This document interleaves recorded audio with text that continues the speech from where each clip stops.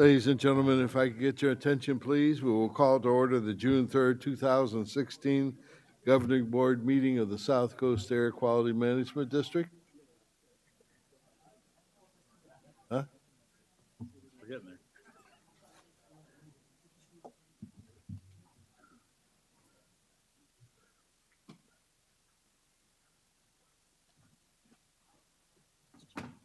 Hold a moment, we have some technical difficulties right now with the recording system.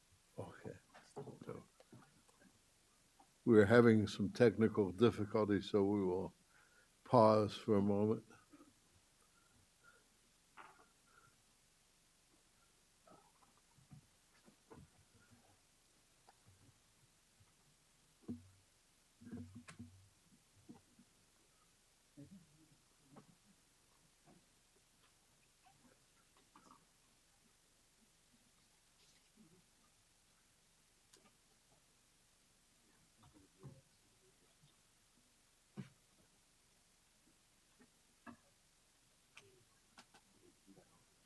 It's so easy to do now. It's just doing our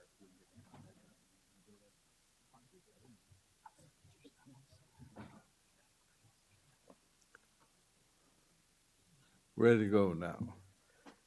So we will ask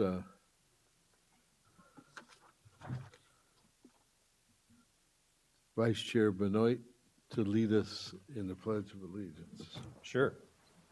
Everyone, please rise. Place our face the flag. Ready? Begin. I pledge allegiance to the flag of the United States of America and to the republic for which it stands, one nation, under God, indivisible, with liberty and justice for all.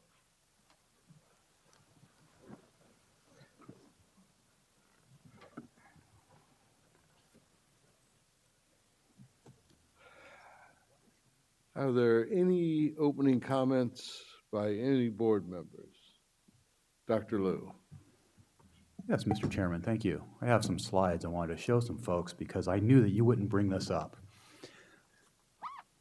I'd like to let everybody know that our dear chairman was the recipient of a California Air Quality Award a few weeks ago, and the second slide actually shows that it happened on his birthday, and I had the great honor of giving him the bird in the form of a cake. And what do we have next? He was joined by all his family, and we got this last picture, which was this wonderful selfie that my assembly member decided to take. And I just want to share that with you guys because after 23 years on the South Coast SCAQMD Governing Board, the Coalition for Clean Air Board of Directors thought it was about time that Chairman Burke got an award. I want to thank you so very much, and I'd like to thank my colleagues that attended the luncheon. It was a great day in my life. I want to apologize to those people who attended the legislative committee meeting where I ranted and raved. I want you to know, for your edification, that I did the same rant and rave in the panel discussion with Ms. Nichols present about 30 minutes after Ledge Committee. And quite frankly, got an interesting reaction from her. And she was very nice about me being such a butthead. So, you know, it's just, my wife even jumped on me when I got home and said, you know, as bad as you treated that woman in that panel discussion, and she went out there and was that nice to you during the reception, don't you feel bad about that? I won't repeat my answer, but it was a typical Bill Burke answer. So I'd like to thank Joe for the award. It meant a lot to me. When you get a Lifetime Achievement Award, it usually means you're getting ready to die. I hope that's not true, but you know, maybe that was the underlying motive that Joe made those arrangements. So, but my family enjoyed itself, and it was a great birthday. Mr. Nastri, you have some comments? I do. Just a few housekeeping announcements. One is that if anybody has phones, we ask that they put them on silent or vibrate. Restroom locations are located out of the rear to the left. And in the event of an emergency, what we would ask is that you would exit out of the rear, or if we have to do a shelter in place, such as an earthquake, we would ask you to please drop, duck, and cover. So that covers the housekeeping items. And I also just wanted to make a couple of announcements regarding the actions of the district. This morning, we will be submitting to EPA a petition for rulemaking to adopt the ultra-low NOx exhaust emission standard for on-road heavy-duty trucks and engines. This was initiated at the request of the board. Significantly, we are not the only ones submitting this. This is being submitted in conjunction with other states and with other air agencies throughout the nation. And we have many other areas, locales that are also looking at how they can sign on as well once this is submitted. So this is a very significant action. I just wanted to make sure that the board was aware that this action was taking place today. Thank you. Thank you very much.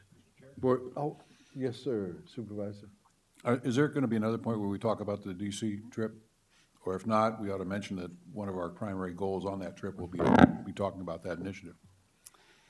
Yeah, we'll be talking afterwards, but with regards to the DC trip, in part it will be to reinforce this petition that's being filed today. I've had discussions with EPA. EPA looks forward to receiving this document.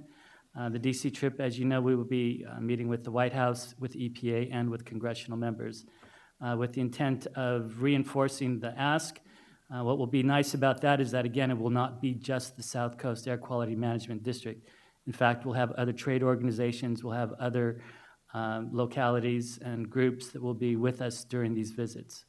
So we can talk about it more You afterwards. can send us a copy of that, and Absolutely. and there'll be a lot of social media and press release or something. Are we doing any of that? 10 o'clock.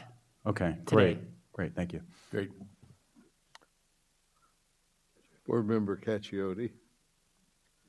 Thank you, Mr. Chair. Just two brief comments. The first is just a resident came in with an article from the American Cancer Society dated 1964. I'll just read the headline in one sentence. It said, LA smog, this is from the a local paper in the San Gabriel Valley, LA smog called no real health threat. It says the American Cancer Society, and this is 1964, announced today that a massive statistical study of the aches, pains, and death rates of Californians who live in heavy smog areas has so far produced no evidence that air pollution poses a serious health risk. This is the article. So just, it's funny how positions change in agencies like this, how far we've really come. The second is, Paul, there's an exciting event coming up, and it's on June 26th, so we call it the 626 event. And I want to thank Larry McCallum from the MSRC for helping on some of this funding. And this is like one of those we call like the ciclovia that City of Los Angeles does, and I know my fellow colleague, Mr. Joe Buscaino, I've seen some pictures of him out there riding the streets on Bike to Work Day and everything. But this is going to be comparable to Joe Buscaino's event. This is probably one of the largest in LA County ever. We're going to go from the, and it celebrates the opening of the Gold Line, Foothill Construction Authority extension all the way to Azusa Pacific University and Citrus College. So at 8 o'clock on June 26th, that morning, we're going to close down the streets from the South Pasadena Metro Station and going all along Mission Street, Garfield. And we're closing down the north part of Huntington, which has never been done before, all the way through San Marino, the County of Los Angeles, and out to Arcadia. And then we start hitting the Arcadia Gold Line Station, the Monrovia Gold Line Station. In Azusa, we'll stop at the City of Hope, where there's also, at the same time, a half marathon run. So you can be running, riding your bikes, and then it'll go hit Irwindale and end at Azusa Pacific by the university. So it's hubs, stops every couple miles. There'll be you see there's an animal right there, and actually he's been visiting, there's been rumors it's a large 6'8" Sasquatch. That's kind of the mascot. But he was at our council meeting last week, kind of snuck in and then just disappeared. It's a free event. It's a lot of fun. Joe could even tell you about it. But it's a great opportunity. And Larry, again, like the MSRC is funding a lot of these things, it's really great. This couldn't happen without you and your organization with Metro. And it's, I know Kurt's a big bike rider, and a lot of people here ride bikes to work. This is a great day for a Sunday morning from 8 o'clock to 2 p.m. And again, it really helps clean up the air because it gets people that you can actually use your bike to get around on these streets. Thank you, Mr. Chair. Thank you. Vice Chair Benoit? Thank you. I had the pleasure on Wednesday this week to ride the inaugural train from Riverside down to the city of Paris. And so Metrolink opened up their new train line going down that way. For a lot of residents in our part of Inland Empire, it's a huge improvement. You can now jump on a train in the city of Paris and be in downtown LA in about an hour and a half. And a great way to get down to downtown now from our area, and it's just nice to see that finally coming to tuition. It faced a CEQA lawsuit that held it up from an environmentalist group for over a year and a half. It almost lost its federal funding. That federal funding, I think, came within a month or two of losing that. It was only because of Senator Roth basically getting ready to send it up for a veto or an amendment to get around CEQA, and the governor was willing to sign that, and those groups that had sued said, okay, fine, uncle, and submitted, and we went ahead and we went forward with the project. And it's a great project, and it's nice to see that finally coming to that part of the Inland Empire. And we hope to see it continue to go further into the city of Hemet, and someday in the future going out to the Coachella Valley. But it's just a great improvement for that link. And it's the first expansion of Metrolink in, Since, I think, 96 or 99, yeah. So, I was hoping we'd have the chair of Metrolink here to take the kudos this morning. In fact, I think what I'm going to do is, because I did talk to him earlier this week, and he wanted to discuss an item on the ledge report. So I think I'm going to hold that until he gets there. Here comes the supervisor from Los Angeles County. Now we just need the supervisor from Orange.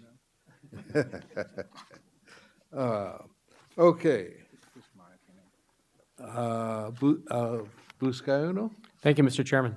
I just wanted to share with you on this past Wednesday, culmination of a presentation in partnership with the Coalition of Clean Air, Dr. Liu's organization at Dana Middle School. A middle school in my district is in the shadows of the Port of Los Angeles. It was an incredible opportunity for students at Dana Middle School to get a firsthand knowledge of the importance of cleaning our air through monitoring day-to-day air quality in the San Pedro area. So Dana Middle School is our newest STEAM magnet in the LA Unified School District, and I want to recognize Dr. Liu, and I know Dr. Parker was there as well during the presentation. It was personal for me as well. My son had an opportunity to be a part of the experiment and the presentation, and he shared with me his experiences and monitored 2 key sites that have an impact on our youth sports organizations. One was at Block Field,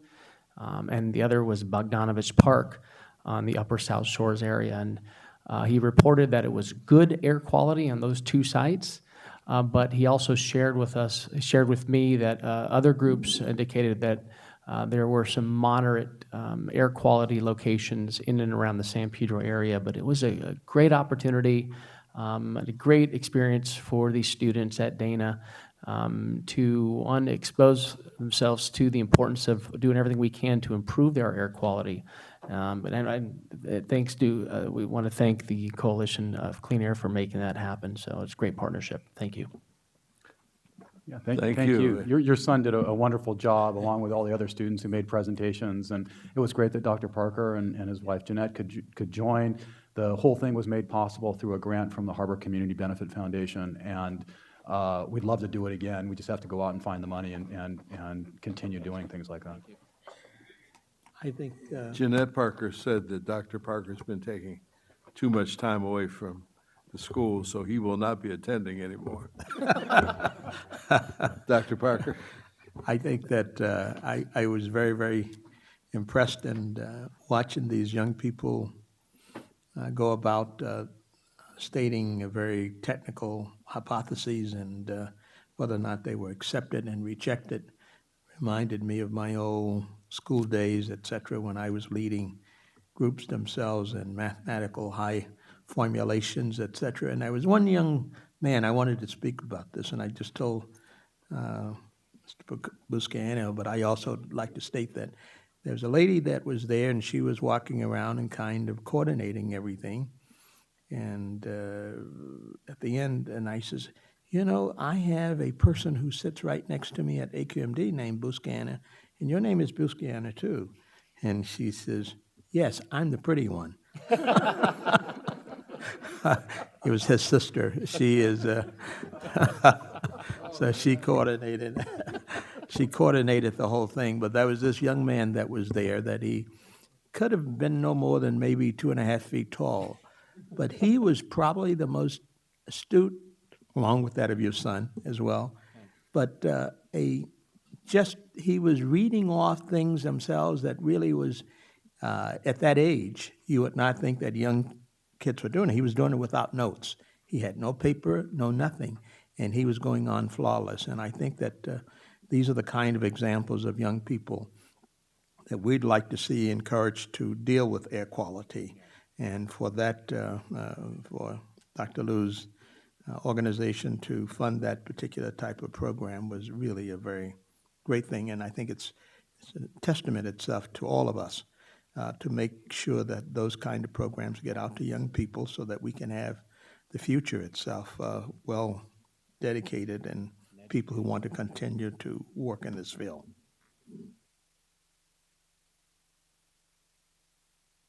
Children are in your schools? We have about 1,600, and my wife would want me to say that her schools are in the top 1% of all schools it is in the state of California, through their charter schools or traditional schools in academic performance.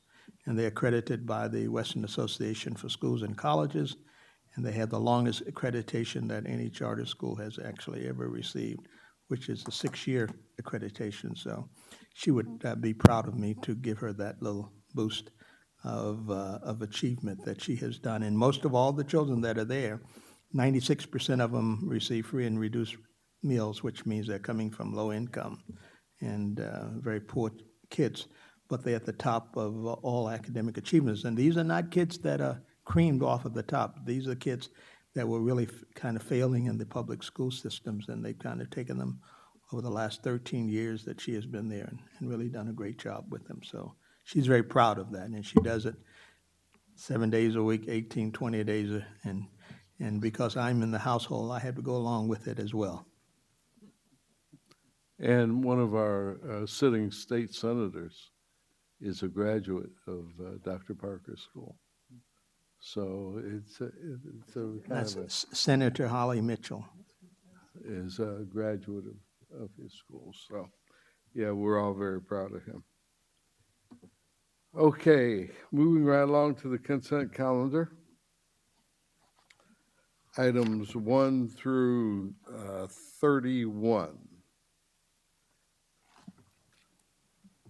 Mr. I Chairman, if I understand may. that Dr. Liu has a motion on item 1. Yes, if I may pull item 1, I'd like to do that. And if the clerk would just record me as a no on item 26, I would appreciate that. I also need to recuse myself from items involving contracts with those who have made charitable contributions to my employer, the Coalition for Clean Air. Therefore, I'm recusing myself from agenda item number 2 because Southern California Gas Company and Port of Long Beach are potential sources of income materially affected by this item. Item number 3, I'm recusing myself from because Gladstein Neandros and Associates is a potential source of income materially affected by this item. And item number 15, I'm recusing myself from because Cummings Westport Incorporated is a potential source of income materially affected by this item. Thank you. Any other items that need to be pulled? Mr. Chair, and they're very brief, just for really comments. 8 and 9, very brief. 8 and 9? Yes. And I'm going to pull out of the legislative committee just the item on the De Leon bill. And I'm going to hold that until Supervisor Nelson gets here. Mr. Chair, I move approval of the remainder of the items you indicated, 1 through 31. Mr. Chairman, I apologize. Could I pull item number 27? We have a correction that needs to be made. Okay.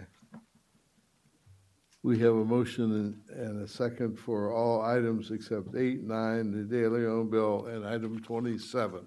Is there any opposition? And number one should be Number pulled one. also. I'm sorry. And number 1. Is there any opposition? Hearing none, we will take number 1. I'd like to make a motion to correct the minutes so that it reflects that Councilmember Mitchell and I recused ourselves from item number 5 because of financial interest in CVS, not because of them being a potential source of income. Second. Did I hear a second? Yeah. Okay. Is there any opposition to this motion? Hearing none, it is approved. May I get it then a motion for item 1? He moved it. He moved it, and I seconded it. Yeah, I think we got a With it- motion. I moved it, and Councilmember Cacchiotti seconded it. Oh, With that and I amendment. thought that was for the motion to amend it. Oh, that's right, we have to go through the 2 steps. I will move that we actually adopt it then. Okay. Second. Okay, any opposition? Hearing none, that item is approved. Item 8, Thank you, Mr. Chair, and I just want to thank staff. This is the nondescript, really, executed contract for deferred compensation plan services. This is really for the employees' benefit, and there's $136 million in this fund. I'd ask staff, prior executive officer and current, to just look at this and maybe issue a request for a proposal for the agency that manages it, because I don't think we've done it for many years, and you did very quickly, very impressed. The only question was, I saw the bids that came in, and they're going to charge, I think now, $30,000 a year to administer the fund. Is that correct? Yes, sir. And it comes out of the employees' contributions? It's actually a component of what's called the PARA account, plan reimbursement account that we have set up with it's called the record keeper, which is Mass Mutual, that they excess amounts of the service charges that they provide go back into the PARA account. It's about $47,500 a year, and that's what we use to reimburse the selected contractor. And actually what's here for you today is not for the record keeper, it's actually for the fiduciary who Fiduciary, oversees right. the activities of the, What were they charging Record before? Because I looked at this when the bids came back, they were as high as 84,000, 70, 40, 40, and 30, so Better Financial Group got it. What were we paying, what were the employees paying before? $30,000 So it's still a at 30, and it's going to yes. remain that way at least for 3 years. Yes. Great, thanks a lot. I'll move approval, Mr. Chair.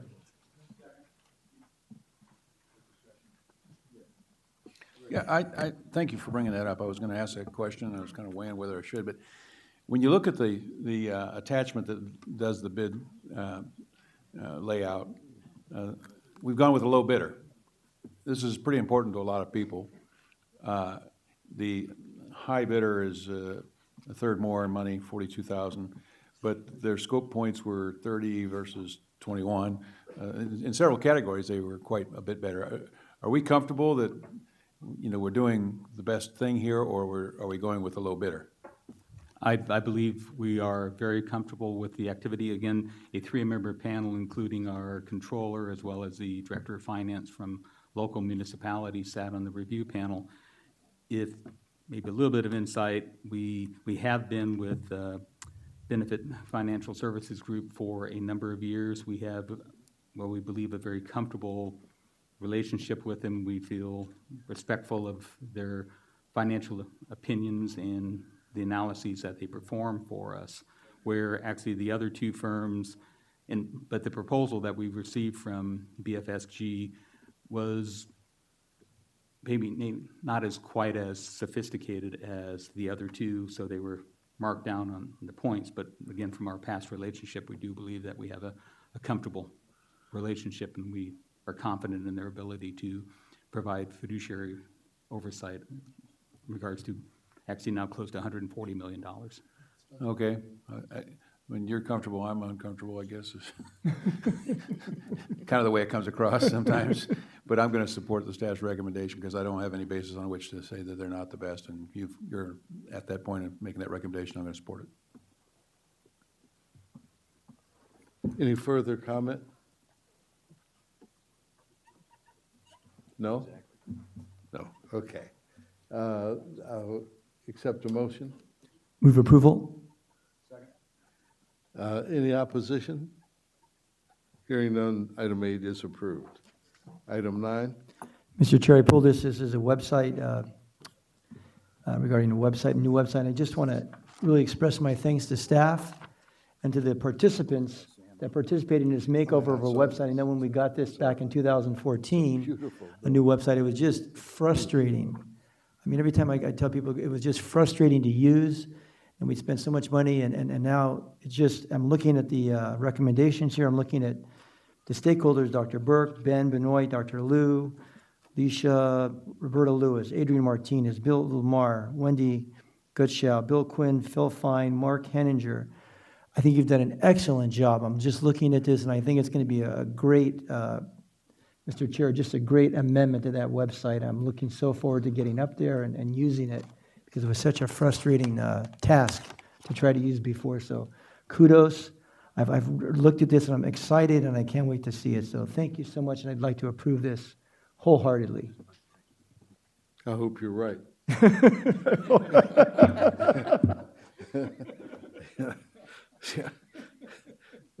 Can we get a motion on this item? Any opposition?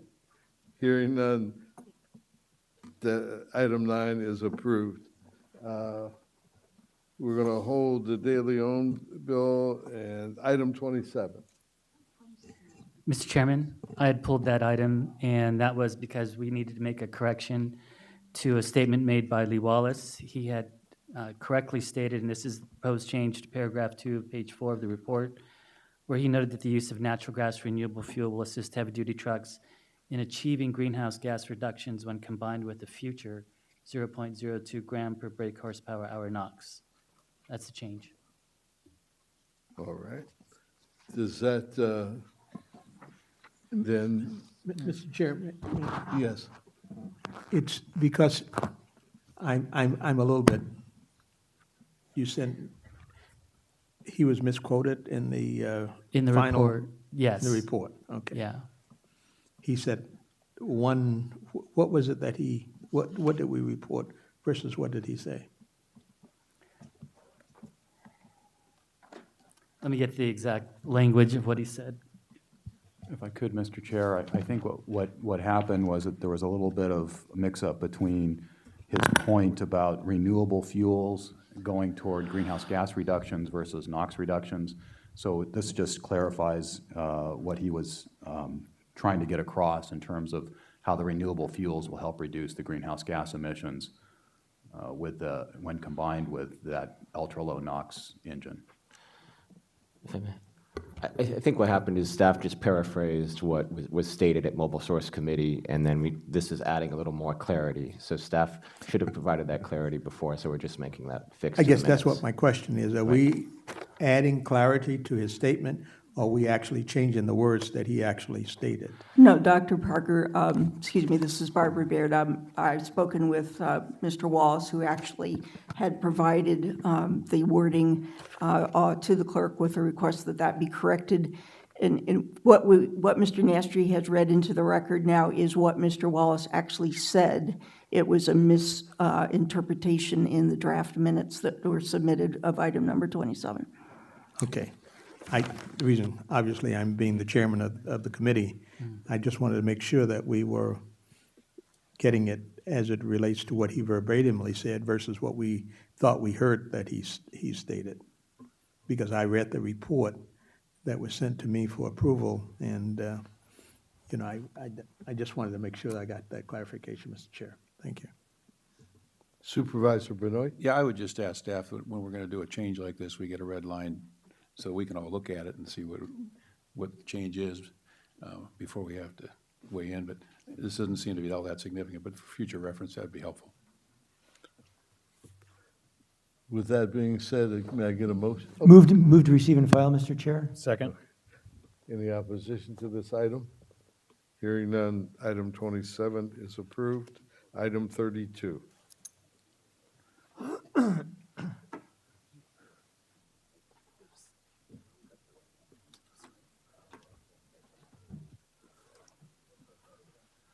Can we ask the clerk to check and see if Supervisor Nelson is coming today?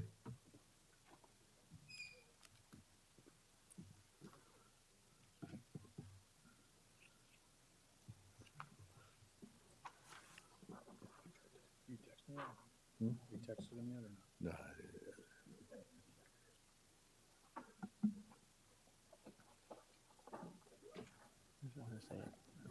Call the question on this item. Just kidding.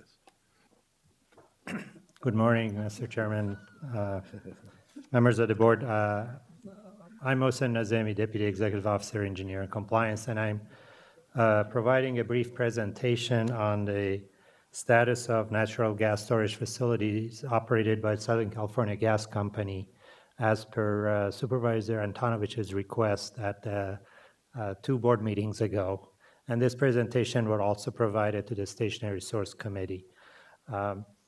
First of all, I believe Councilmember Cacchiotti, Mayor Pro Tem, asked what are the status of oil and well gases in California. So I just wanted to give you a very quick overview. If you look at the map of state of California, all those red areas are actually gas fields, and all the green areas are oil fields. So you can see the majority of the oil fields are in central Southern California, and the gas fields are in Northern California.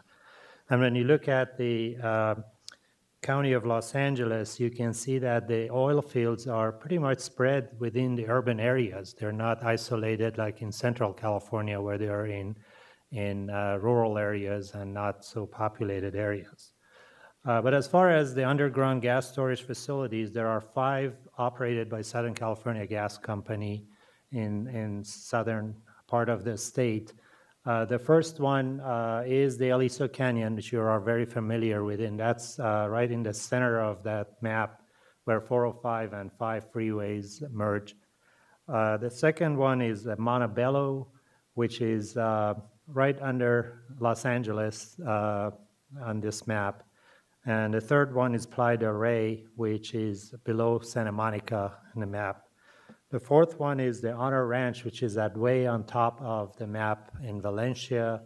And the fifth one is actually not in the South Coast Air District, but it's in Santa Barbara Air District, and it's the La Goleta. When you look at the capacity for storage, you can see that by far Aliso is the largest. In fact, it's the largest in the state of California in terms of underground storage capacity. And then the second largest is the Honor Rancho in Valencia. And then the third one is actually the Santa Barbara field. And the last 2 are Montebello, which is actually a closed site, and then Playa del Rey. And you can see that there are different number of injection and withdrawal wells that are active in these fields. And every one of these sites has been previously oil and gas production sites that have been converted into underground natural gas storage. So starting with the Aliso Canyon, as you are all familiar, that's in the red rectangle part, and below that is the Porter Ranch community. And as you can tell, there's a number of storage activities at this site that began back in the 1930s. It was, exploration activities that began in 1930s for oil and gas. And it wasn't until 72 that was converted to gas storage after the oil has depleted to a large extent. But there is still some oil and gas down in that area. And this is a facility that has permits from us for a number of different types of equipment, as I've listed here. The history is real quick. Started the leak on October 23rd of last year. We began getting complaints immediately the day after. And we began our investigation and started taking air samples on October 26th. And on November 5th, we issued SoCalGas a notice to comply to abate the release of mercaptans that was causing the odor problem. And since they didn't on November 23rd, they were issued a notice of violation for public nuisance. On December 10th, we also petitioned the SCAQMD hearing board for an order of abatement that required them to abate the gas leak, monitor the gas leak, and reduce its nuisance impacts on the local community. And the hearing board held 4 hearings on January 9th, 16th, 20th, and 23rd. 3 of these were actually in the community. And finally, on the 23rd, they approved the order of abatement. And then subsequently, on 26th of January, we filed a civil penalty lawsuit against SoCalGas on Superior Court. So when you look at the complaint history for Aliso, prior to the gas leak between January 1 through October 23rd, 2015, we only had 8 complaints. But as the leak began, you can see the number of complaints started to roll in, and in the November-December timeframe, they were getting the highest number of odor complaints. But even since after February 11th, which the leak was stopped, and it was a week after that Dogger declared that it's permanently sealed, we are still getting complaints, but most of those complaints are about concerns about odors or toxins inside the homes and not in the outside air. Just to give you an idea, there are other activities at this property, even though SoCalGas does mostly underground storage of natural gas, but there are 2 other entities, Thermo and Crimson, that they actually do explore oil, and as they pull the oil, they come up with some gas, and then they give the gas back to the gas company to put into the pipeline. Thermo is one of those facilities, and we also have taken enforcement action against Thermo because for a period of time they were venting gas from one of the wells because they didn't meet the specs. And this was something that was actually discovered by an airplane flying over when the Jet Propulsion Laboratory and ARB were in conjunction doing these methane measurements above Aliso. They noticed there was one other spot. And this spot was actually not something that you would normally see even during an inspection because it was a pipe that was underground and it was coming out of like a gopher hole, so on a slope. So you wouldn't even see anything. So that was the case. But you can see here that the red dots are natural gas injection withdrawal wells, and the black ones are oil and gas explorations. So we did go back as per Supervisor Antonovich's request and did a what we call wall-to-wall inspection at Aliso, and we looked at all the wells. We've actually been present at the facility on a daily basis since February 13. We've done inspections with our handheld organic vapor analyzers and with the infrared camera. We also found numerous minor leaks at each one of these wells that we notified the gas company, and they made some attempts to fix them, but every time we go there, we find something else. Follow-up inspection were done, and ongoing communication with the personnel regarding the leak status.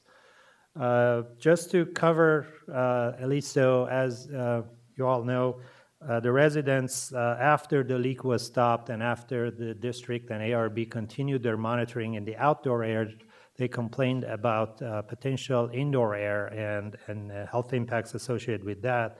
So the LA County conducted a community assessment, public health emergency response called CASPER and door-to-door study. And then they also did some indoor environmental testing. And they experienced, the community members who complained, they experienced similar symptoms that they were experiencing during the actual leak. And the LA County Public Health looked at 111 homes and, 11 background and 100 homes, and they tested for 250 chemicals and looked at some what they call wipe samples, which was taking a sample of the dust inside the homes. Their testing and recommendation was that there were no contaminants found in the indoor air that would cause any of those symptoms. However, when they looked at the dust samples, they found some metals that would be consistent with the type of metals you find in drilling oil or drilling fluid, and then suggesting that possible connection with the Aliso gas leak, because when SoCalGas was trying to kill the well. They would pump these fluids into the well, but because of the high pressure, they couldn't kill the well, and it'll push the fluids back into the surface and into the atmosphere. The finding for the county health was that these metals do not pose long-term health risks, but can cause some of the respiratory and skin irritations that the community was complaining about. And they recommended that a comprehensive cleaning of the household surfaces be conducted through ventilation of homes to flush out any residential contaminants and other type of cleaning from the homes. So as a result, the LA County Superior Court, as per request from the county, on May 20th, ordered SoCalGas to offer free professional house cleaning up to 2,500 residents, and to relocated residents can stay in hotels or other places where they're staying until May 25th, and they have till May 25th to accept the cleaning, and others have until Friday, May 27th to accept once they request the cleaning. And if relocated, they have 48 hours to return home after cleaning has been completed. And those who decline cleaning have 48 hours after they decline cleaning.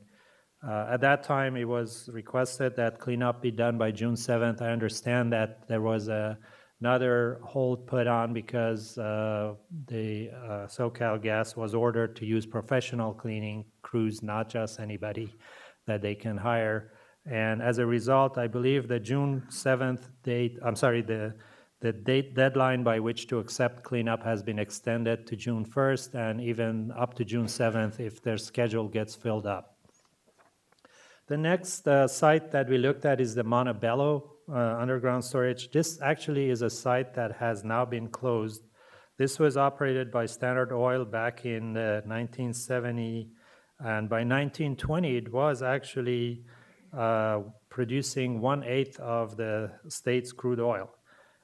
Natural gas storage started back in 65, and by 2000, because there was leaks of natural gas from the underground storage, the cap rock wasn't completely sealed, so there was gas percolating through, and the gas company filed a petition with the Public Utility Commission to decommission the site, and PUC approved that in 2001, and there were 280 wells at the site that have already been sealed, and the remaining wells, because the amount of gas and oil is depleted, there's still some coming up through those remaining wells. If you recall, we did get a complaint at one of the board meetings from one of the ladies who was concerned there is gas still seeping through the community and wanted us to look into that. So this just gives you a picture of the site when it was used, 14 billion cubic feet capacity. There were a number of wells, and they're still pumping out about 1,000 cubic feet of natural gas, 100 barrels of oil from the remaining wells as it's being depleted. This is the site of all the wells. The red, again, is natural gas, and the black is oil. So what we did is we took our mobile methane measurement device, the LICOR, to the community on 3 different occasions, and we drove around to see if there are any actual leaks coming still out through the community. We didn't find anything with the exception of one spot on April 15th, but when we looked at it closer, it looked like it was coming from a sewer vent rather than an actual leak from the community. So we don't think there is much being released through the community at this time. When we look at the number of wells at Montebello and the number of components that are leaking, we found that we looked at 51 wells, and based on our inspections, we found that somewhere in the neighborhood of 0.2 component or 0.18 component per well had some sort of leak, and you can see from different ranges of the leaks. In addition to that, we also did isolation valve inspections at that site and found about half of at each valve site, half of the component was leaking. During the public comment period where we got this complaint, we went back and looked at, did we have any other complaints other than the lady who showed up here? And we didn't find there were any other public complaints from odors at this site. The next site we visited was Playa del Rey. This again was an oil and gas drilling back in 1930s, and in 42, gas storage began at this site. There was a settlement agreement between SoCalGas and Public Utility Commission in 2007 related to allegations for leaking gas, and it was required SoCalGas to monitor for soil gas and subsidence, to do testing, and the pressure in certain parts of this reservoir was limited to no more than 2,400 psi. If you recall, the El Iso Canyon had gas pressures in the storage site up to 3,500 or higher. Also, SoCalGas has adopted some odor minimization measures. They do routine odor patrols. They do planned natural gas venting, community notification, and other type of mitigations. The site has 54 active wells and has numerous permits from us relative to other equipment that's used at this site. And again, this is a picture of showing the gas and oil. The summary of our inspection showed that we looked at 54 wells, and out of those, about a little less than one component per well was leaking. And again, this is the range of the components. As far as complaints, since January of last year, we have received 2 odor complaints. Again, it wasn't a significant number of complaints that we could see. The next site was the Honor Ranch in Valencia. There again, drilling for oil began in 1950, and by 1975 it was converted into natural gas storage site. This is again the second largest of the 4 or 5 facilities that SoCalGas operates in Southern California. They have 46 wells and a bunch of equipment that's under our permit.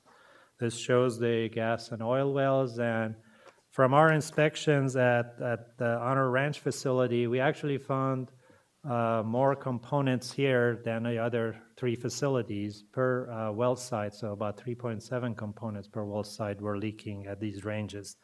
Again, we looked at the complaints that we have received, but since January of last year, we have not received any complaints.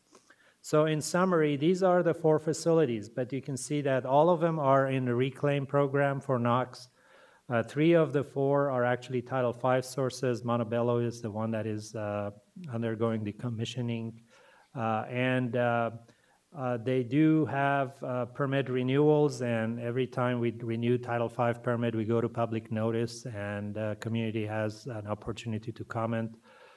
We also wanted to show that aside from our normal, because they're both Title V and reclaim, they get at least annual inspections, but more often usually. But we did go back to these sites in the last 2 months.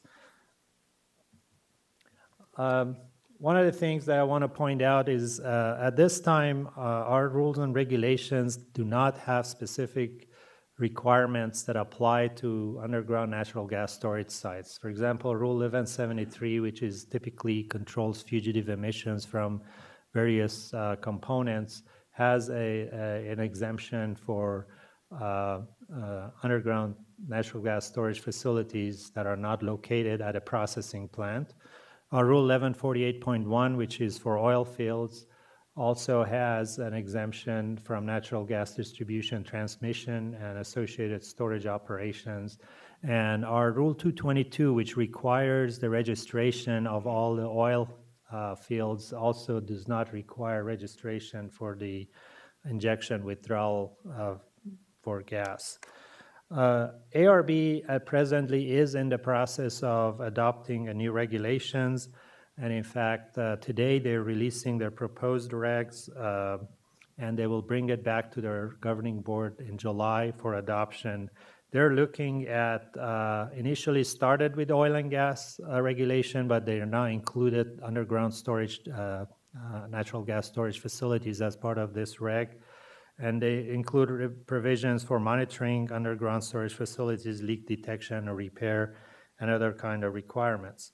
At the same time, as a result of Aliso Canyon gas leak, the governor's proclamation that was issued on January 6th also required Dogger to adopt emergency regulations, which they did, but they are also now working on more permanent regulations to address standards or develop standards for gas storage. One of those standards, for example, is, as you recall, in Aliso, there's a tubing that goes in the middle, and then there's a casing around it, and the original design was to inject and withdraw from the tubing, but during the time when they need to withdraw more gas, they can withdraw it from the tubing and the casing both, and the leak did occur on the casing, so if they didn't do that, that might not have been the case. And so there is no time frame in when Dogger is going to have their regulations ready, but as a result of our concerns with these facilities, we have actually initiated our own rulemaking. We are trying to coordinate our rulemaking with ARB and Dogger so we don't have overlapping or conflicting requirements, but we're also looking at possibly fence line monitoring or fixed site monitoring within areas where there is a number of these wells. We're also looking at various leak detection tools such as the use of infrared camera. We're also looking at increased leak detection and repair for the sites where the leaks are detected, and considering additional requirements for surface leak monitoring. We're scheduling to bring this rule back to the board for adoption sometime in fall of this year. And that concludes my presentation. I want to thank you for the comprehensive report. We were in court again yesterday, and we now have by the court appoint like a mediator because the gas company is still failing to pay reimbursement costs for housing and food. And people have been maxed out on their credit cards and having serious economic problems. So hopefully the mediator is going to provide some justice and get that resolved. The question, you mentioned the tubing. Did they and have they removed the tubing in the other 114 wells in Aliso Canyon along with the other natural gas reservoirs that they have? Have they removed them? Removed the tubes so they would put more gas when they would inject it in there? I'm not 100% sure, but I don't believe they have removed the tubing. The way that my understanding The one that is, leaked, they did. right, but not the other ones. But they I don't haven't, believe. that was the only one. Then they wanted to re-inject more natural gas in that well, I understand. Well, they're under an order, governor's order, that they cannot inject gas back into that reservoir until Dogger has completed their investigation and inspection of all the wells. Of the remaining 114 or 115 wells, actually, again, this is not under our purview, but I understand that they have abandoned a few other wells that they're not going to use anymore. But the process to go through and inspect all the wells is going to take longer than a few months. And as you have heard, there is concerns. And actually yesterday we had a hearing in front of hearing board from LADWP who gets their gas for their power plants from Aliso, that they're concerned based on a study that was done by California Energy Commission, Public Utility Commission, CalISO, and LADWP, that there is potentially 14 days this summer that there won't be enough gas considering the demand in electricity to run the power plants. And so the 3 of their 4 power plants has the capability to also burn fuel oil from back in the 80s, and they want to have the ability that rather than start rolling blackouts in Los Angeles to maintain those power plants using oil. Had they not removed the tubing from that well, very likely would not have had the gas leak. But now you have these wells that are, what, 60, 70 years old, the integrity of those wells. Should they not be replaced with newer wells instead of using the older wells, which are corroded, et cetera, and vulnerable to leaks? Supervisor, you may know a lot more about this than I do, but my understanding was that actually the SS-25, which is the well that was leaking, the tubing wasn't removed at the time. What was removed was a safety valve that was at the bottom of that The safety well. valve was also removed. They did both. They did both. Okay. And as a result, they tried to increase the capacity of the gas they were injecting into it, and then you had that leak, 500 feet down or whatever it was, what happened. But had they not removed the tubing, very likely would not have had the leak in that particular well, according to our council. Okay. But the point was, all of these wells are 50, 60, 70 years old. The integrity of those wells very likely would also be subject to a possible leak. So where the gas company's been delinquent in upgrading their safety. In fact, I think they advocated removing the safety valves. And now the new legislation with Fran Pauley and all is going to start requiring those safety valves. And if Aliso Canyon was closed, are there alternative suppliers to bring in natural gas? Or are we subject to only one company and one supply of natural gas? The supply of natural gas is actually coming from other states. The gas company is the entity that owns the pipeline that transfers or transports the gas from Texas and other states into Los Angeles region. So from the interstate pipeline to Los Angeles, they own the pipelines. Based on the testimony given at the hearing board yesterday by LADWP and the consultant expert that was hired to oversee this study, the size of the pipeline is not big enough to actually carry enough gas during for example, a peak day in the summer when there is no more gas needed for the power plants to operate. And by the way, actually the winter need for gas is even higher than the summer need. The majority of what comes in the summer is going to power plants because electricity is needed for air conditioning and other things. In the winter, it also increases because the residential and other commercial entities use the gas for heating.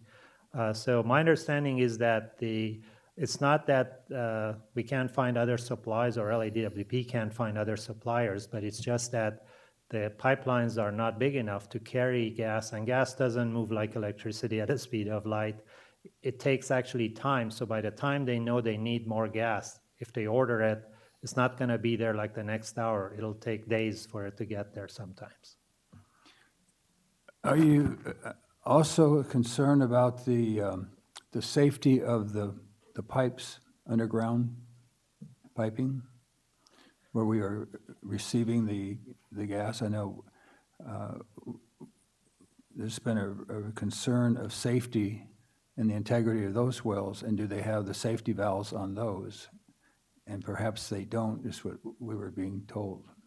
Supervisor, this is really beyond my expertise and our agency's authority. Right, I understand. So we are obviously, safety is always a concern. There has been, again, based on LADWP's testimony yesterday, there has been cases where there was a pipeline that needed to be repaired, and so gas supply was curtailed during the repair work that was being done on the pipeline. But anything that gets old is probably going to have some problems.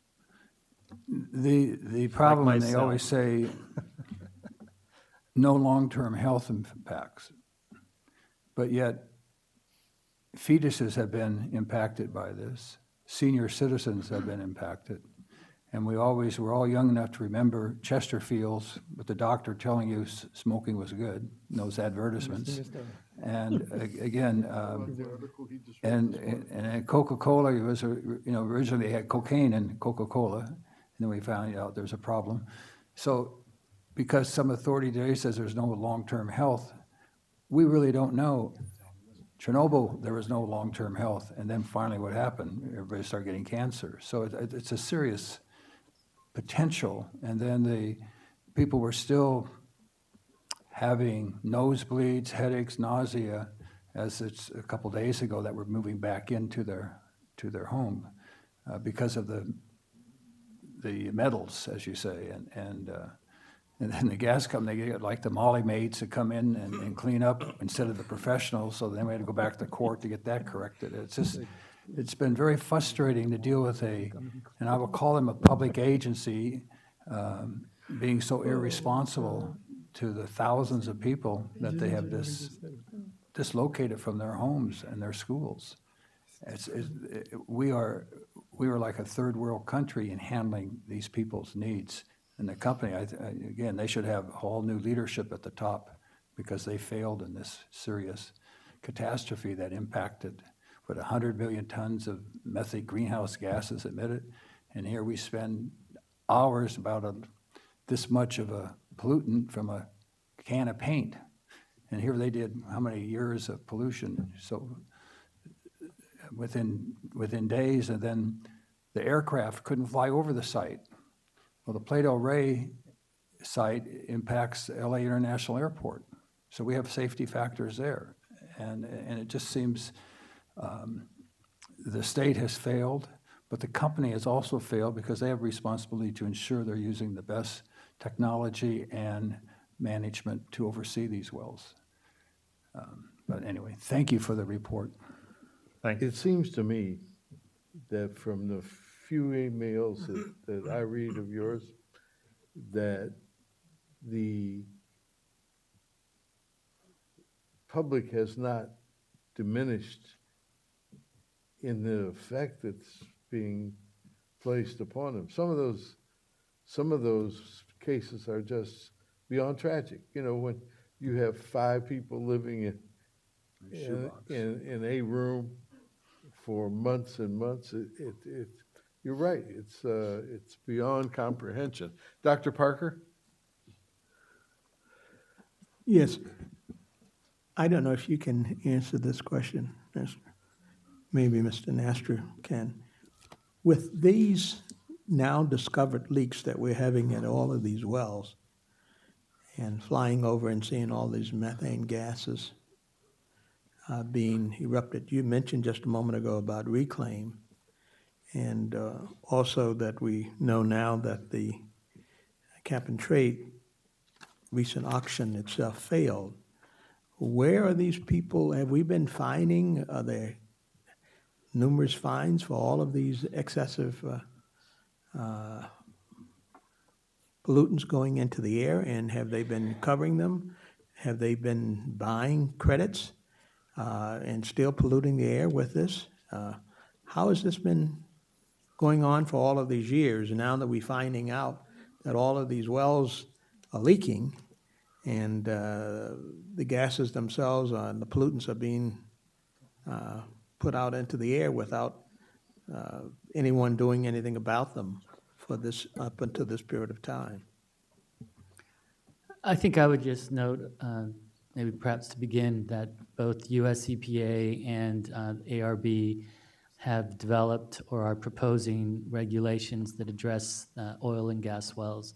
And I don't think that the magnitude of the leaks was previously known, and in part, that's what's driving the regulations. And as you heard from Mohsen's presentation, we're also looking at developing our own set of rules and regulations that we think would be perhaps more stringent than what SCARB is working. But we're working together with ARB to address that issue. And then with regards to the penalties aspects associated with that, I'm going to say a few words and hope that General Counsel can correct me and add to what I'm saying, and that is CARB, because of their existing program, has the ability to recover penalties from SoCalGas. And in fact, they're doing so. And I know we've had some discussion about the utilization of those penalties by ARB in terms of where those dollars will be spent, and concerns that we have that those dollars be spent within the district. We're also looking at obtaining penalties as well, and I'll defer that to our general counsel. Well, as you respond to that, Moses has stated that we've had people there consistently since February.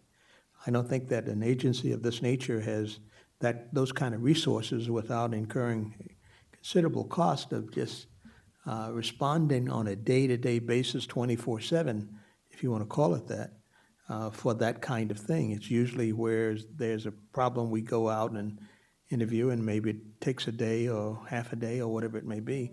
But to be around the clock at this and then have all of these kinds of problems that we now are just finding out about. And my question has been, has Southern California Gas Company been participating in the cap and trade matter and buying credits? And we've been deceived to think that maybe they are up to all of the qualifications that they should be meeting, mandates, rules, or whatever. In reality, they have not. So, Dr. Parker, in connection with the SoCal gas leak at Porter Ranch, as you know, we have filed a civil penalty action for public nuisance, and you're right, the agency has incurred considerable costs that we expect to recover as part of that lawsuit. One thing that I do need to point out is that methane is an exempt compound for purposes of our ozone regulation.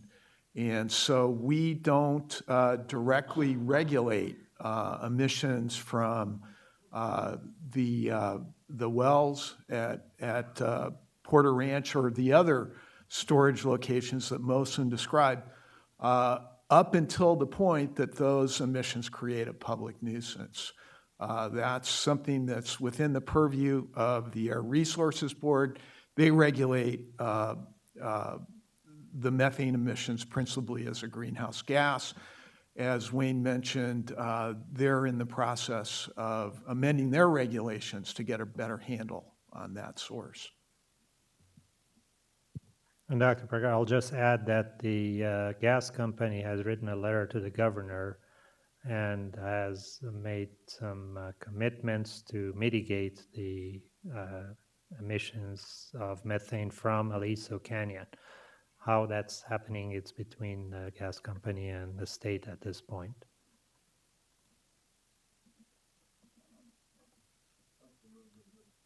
Sorry, Councilmember Robinson, then Mitchell. Thank you. Really appreciate the presentation. I have a few questions for you. In the presentation, it said the gas storage started in 1972, so we're looking at close to 45 years here. Do we have any understanding of what the life cycle is of a well? You mentioned anything that gets old will have problems. So, I mean, at what point, like, what do they view the life cycle of a well being? I'm not going to be able to give you an exact answer because there are the construction of the well consists of various components, and some components may have a shorter life and then others have longer life. But the way I understand it, there is the tubing that is in the center of each well. There is a casing that goes around it. Tubing is about 2 7/8 inch diameter. There's a 7-inch casing that goes around it, and as you heard from Supervisor Antonovich, I think what was being done was not only injection and withdrawal through the tubing, but also through the casing. And then there's and these two go all the way down to like 8,500 feet. And then there's a surface casing that only goes down 500 feet. That's about 11 or 12 inches in diameter. And each one of these are built with different type of material. So the life cycle can be different, but it also can vary based on seismic activities, land subsidences, if there are some other outside just a normal wear and tear that can cause fracture in the wells and the integrity of the wells. So part of what the Dogger inspections consist of and why it takes so long to inspect these hundreds of wells is they're looking at the integrity of each well and casing, the tubing, and determine whether or not they are still in a shape that can be continued to be used. That probably takes some measurements with infrared cameras and other type of X-ray analysis to do that. Okay, I appreciate the explanation. Logic would tell me that the older wells probably have shorter life cycles than the newer ones because there should be new technology that was developed since 1972. So do we have an idea of I'm assuming they didn't build all 114, 15 wells in 1972. So do we know when the wells were all constructed? I'm guessing they have some different timelines there. They probably do, but again, in Aliso, I believe they started prior to 1972 for oil and gas production. So these wells were all drilled more than 45 years ago. And they may have been retrofitted to some extent for natural gas storage, but the actual wells were drilled decades ago before they converted into natural gas storage. Okay, all right, well, thank you, I appreciate that. So they may be within a few years of each other, but once you're like me, over 60 years old, it doesn't matter whether you're 61 or 69. Well, that's exactly what I'm trying to get at, with respect to life cycles. I mean, at some point, none of us are going to hit 130 years old. Chances are, I don't know. Maybe technology will get there for some of the younger ones, but, so it's not going to happen. The same thing's going to happen with these wells. At some point, they die. And so, I'm just trying to, I think it's really important for us to understand what the life cycles are. The wells are all somewhat close together, so seismic activity and so forth is probably going to affect them all to similar degrees, maybe slightly different. But so I think that there's more information that I'd definitely like to see.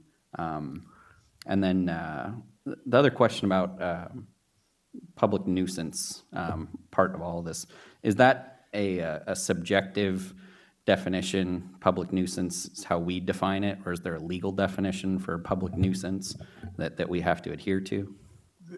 There is a legal definition in the Health and Safety Code that we adhere to and that our lawsuit's based on. Okay. All right. That's all I have. Let me, before I go to Board Member Mitchell, let me make sure I understand correctly what we're talking about here. We're not, when we talk about a reservoir, we're talking about something that a hole in the ground that they've taken oil out of. That's what we're talking about, right? There's not a tank down there. This is a hole in the earth, so there is no life cycle to the hole in the earth other than seismic activity, or as one of my friends was telling me the other day, the drought may have impacted some of these holes in the ground because the pressure on the earth has changed from the diminishment of the water table. So that's what we're really talking about, the mechanics of the extrusion that has a life cycle, not the earth. You're absolutely correct. There are two elements here. One is the reservoir that the gas is stored underground, and this is decided based on geological formation. And typically, they look for an area underground that has some sort of a seal, so that gas doesn't just come straight back up. So the cap rock is what that seal is. If the cap rock is solid and there's no infractions, okay, I got that. I then just the wanted to make wells sure are that I understood and that everybody else understood that the life cycle is in the extrusion equipment, not in the hole in the ground. Now, the hole in the ground's life cycle could be one day if you had an earthquake. Sure. And it's always been that way. What I'm referring to is just the casing and tubing. Those aren't organic compounds, and so there has to be a life cycle to that. Right. They have to. Yeah. So, The well, the 70-year-old well, that's the life cycle because it's getting corroded. They're not going No, but down it's and the cleaning it, extrusion whatever, equipment. right. So that's the integrity of the wells. Right. And that's part of the reason that some of them have already been abandoned. But as they do Absolutely. more investigation, maybe a lot of them will be abandoned. Councilmember Mitchell. And following up on that discussion, your slide showed for each of these wells that a study had been done about the amount of leakage from those. And it showed in every gas storage site that there was some amount of leakage. You had an average, a percentage for those that showed those averages. I think, is that an issue of concern? Because does that sort of signal the possibility of future large leaks? And we wouldn't regulate that, but is Dogger somebody regulating it? It goes back to the integrity of the pipes that bring the gas, that distribute the gas, and the age of those pipes. And are we inspecting those? Who's minding the store and looking at those? Councilwoman, very good questions. There's like 6 or 7 questions. The first one is, yes, it is something that we care and it is an issue that we're trying to address. However, the investigations or inspections that we did we're looking at components above ground. So we would only test like valves, flanges, wellheads to see if there are any leaks coming from them by holding an instrument very close to the component and measuring any amount of leak that is coming up. So the rule that we are working on would actually be similar to the fugitive emission rules that we have for refineries and chemical plants, where they are required to do regular inspections, and if they find a leak there, they have certain period of time to fix that leak by replacing the component or changing the packing in a valve or flange. When we go out there and we find certain leaks, there's an immediate violation notice. So what we're trying to do is to create something similar to that for natural gas storage sites as well, so that there will be regular inspections, regular replacement or repairs of the leaking components, and then if we find them, then it'll be considered a violation. So there is an incentive for the operators to find it themselves before we find them. So when we do find such things, it seems like at that point, coordination with the agency that has underground jurisdiction ought to be at the top of our list. Does Dogger have jurisdiction over what's underground? Is that the agency we're looking to? Exactly what you just said. It's almost like we have jurisdiction above ground and Dogger has jurisdiction underground.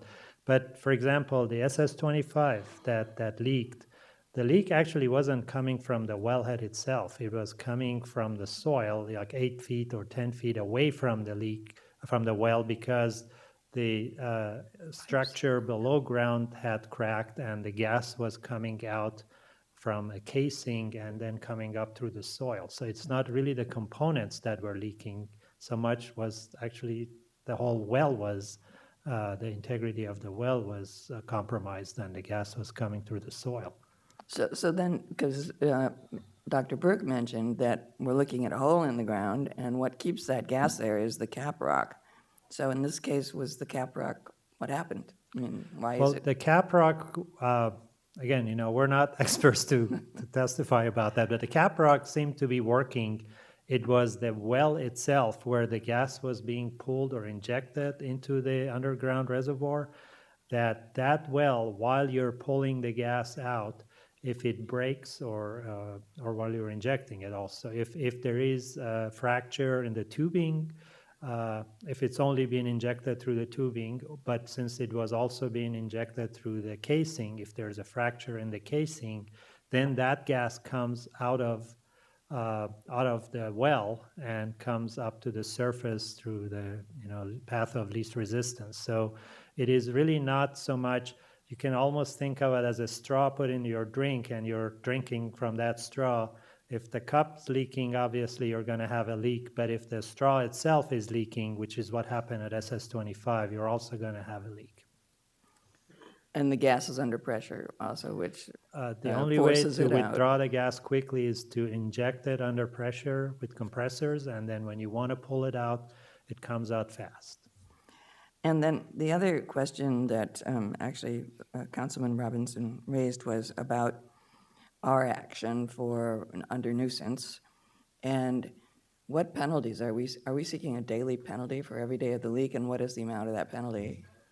Yeah, we are, the penalties in the health and safety code are, it's like a parfait. There are different levels of penalty, and it depends on the factual circumstances that occurred at the time the violation occurred. So at the highest penalty level, $40,000 a day.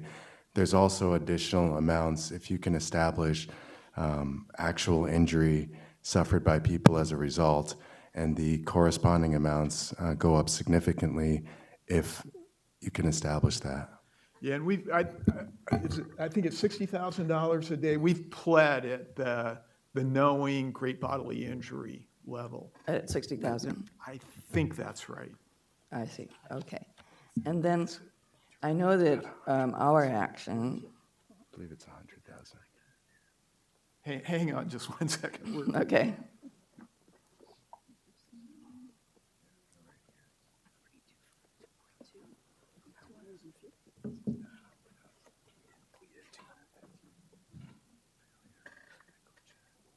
We have some question as to whether it's up to 100,000 or perhaps even more.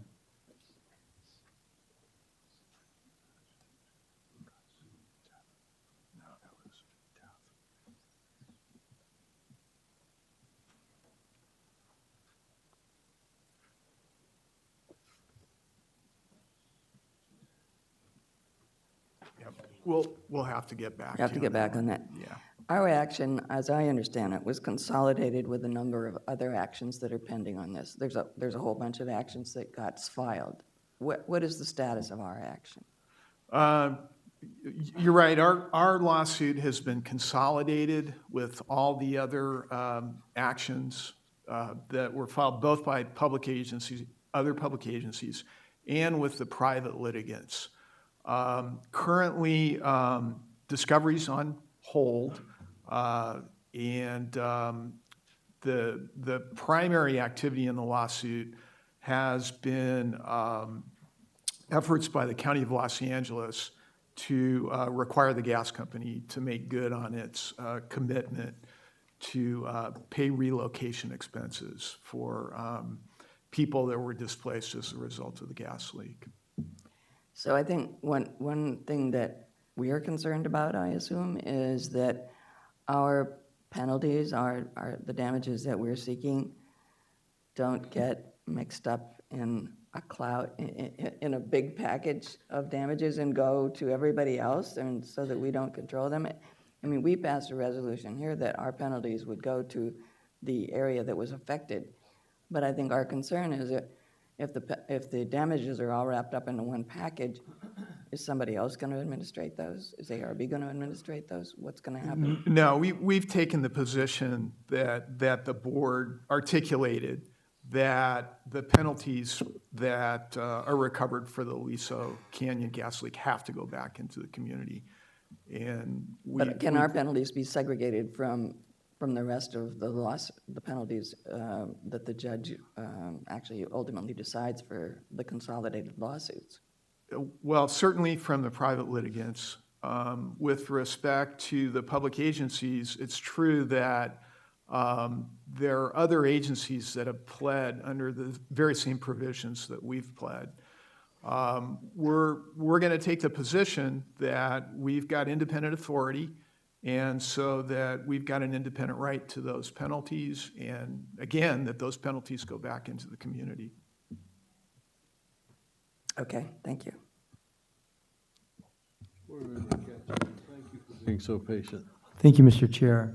I want to follow up on the comments by Supervisor Antonovich, and asking about the long-term impacts of this. And the whole board recalls, and people here too, the staff and others, just 3 or 4 months ago, Dr. Keith Black was here talking about the health impacts of exposure of rats to diesel particulate matter, certain portion of the freeway in Riverside, San Bernardino County area. I'm not sure people remember, we funded a study probably 2 years ago along the lines of what Supervisor Antonovich is talking about at UCLA, and I've been meaning to get over there and I haven't. And they're studying, actually not real, I think in test tubes, but human cells and the impact of exposure to whether, I forget the exact emissions, particles, whether it was methane or carbon dioxide or whatever it was. And we were, because as we fund a lot of these programs, whether it's for electric technology, compressed natural gas or whatever, we want to know what's the impact of the emissions from CNG.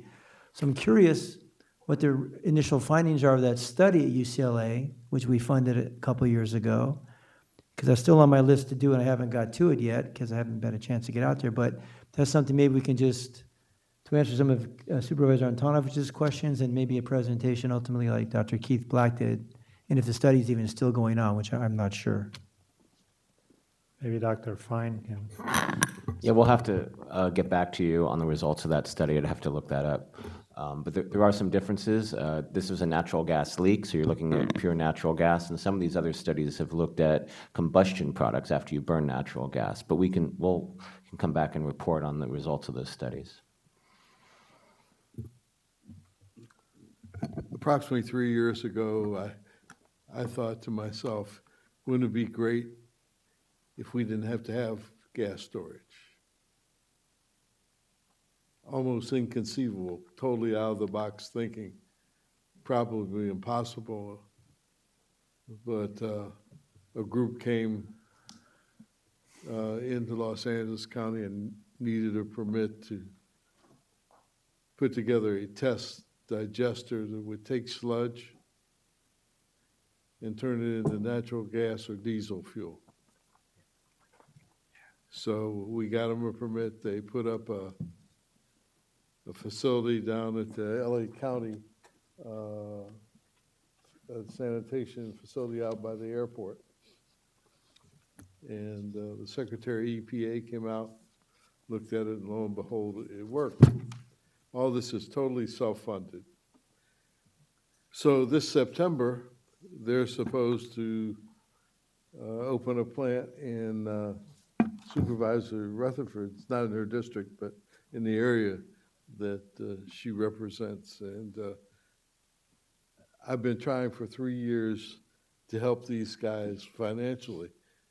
And no fault of Wayne's, because he wasn't here, but the district has just found every reason in the world not to fund them. Now, this is not like these are some guys that are hand to mouth. Their burn rate is about $1 million a month, and they're all self-funded. They've been doing it for 4 years. So they got some money in this. But this kind of technology is the kind of thing that solves these problems. But instead of being on the cutting edge out front on the tip of the spear, we're like the tail of the kite. We can't continue to let this happen. You know, if we would have been aggressive with this when it first came in the door, this Alicio Canyon thing might not even happen. But we weren't. So, you know, it's something we need to correct. And I know I'm sitting in the center of this thing, so I take great responsibility for it. But I could not move it. I could not get it done. So, you know, these are the kind of problems that we can't let. You can't just go along with the traditional way of thinking about problems. You gotta look to the future, and that's why, you know, the new board members brought a fresh perspective. And I'm always complimenting Ben because of his youthful exuberance and intellect, because that's how we're going to solve these problems. And these people that send Supervisor Antonovich these emails every day. I'm not talking about 1 a week or 5 a week or 10 a week. He's getting them by the half dozen or a dozen every day. These people are living in subhuman conditions. So, you know, I know I'm usually the cheerleader, but on this one, we got to move out and get it done. Thank you very much for the report. Thank you very much. Okay, we trailed the De Leon bill until Supervisor Nelson got here. And so would you like to speak on that, Supervisor Nelson?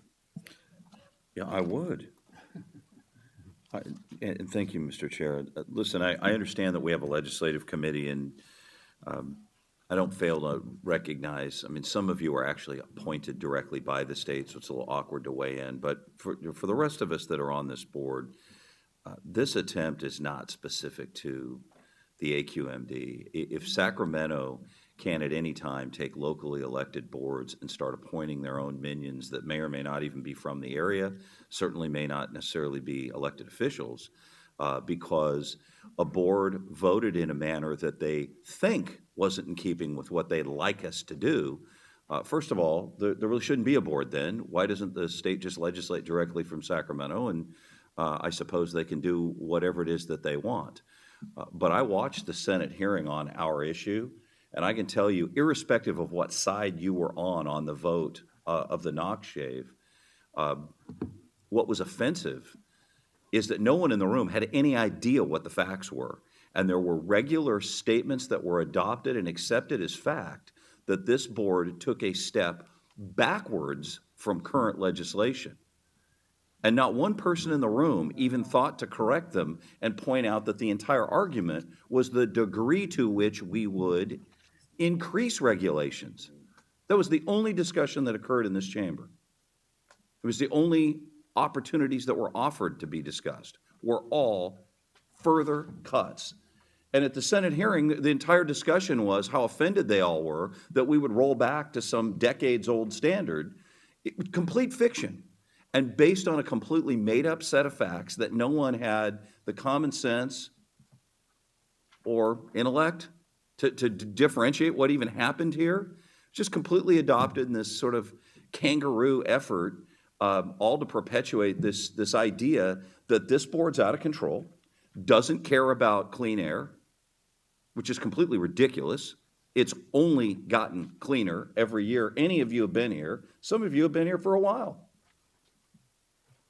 And this effort is essentially a power grab by Sacramento that could happen anywhere. And as I understand, but I saw in the LA Times, I didn't read the article, that there's also an effort to potentially take Los Angeles Metropolitan Transit Authority, seed that committee.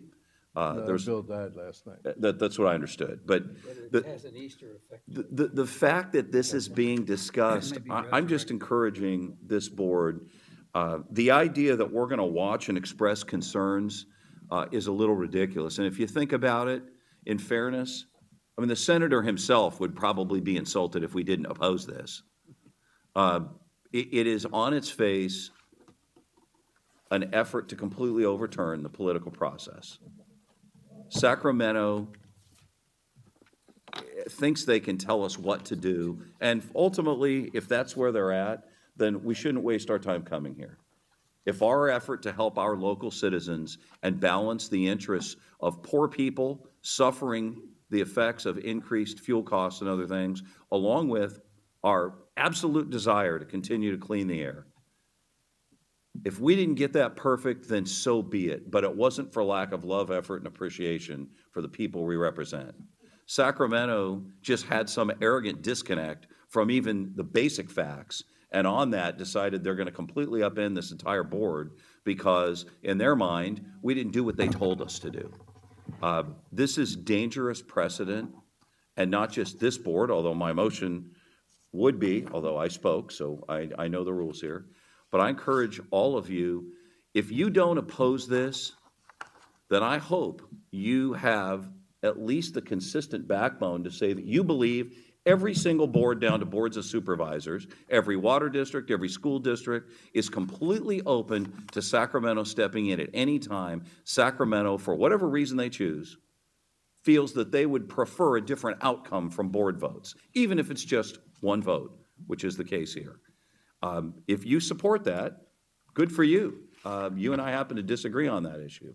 But don't think for a second that this is an isolated issue and just supporting this one time is in any way, shape, or form not related to the bigger picture. This isn't the slippery slope argument. If you do this once as an academic exercise, this is clearly Sacramento believing that at any time they want, they can change a board if they don't like the outcome of a vote. And I don't think any of us should support that.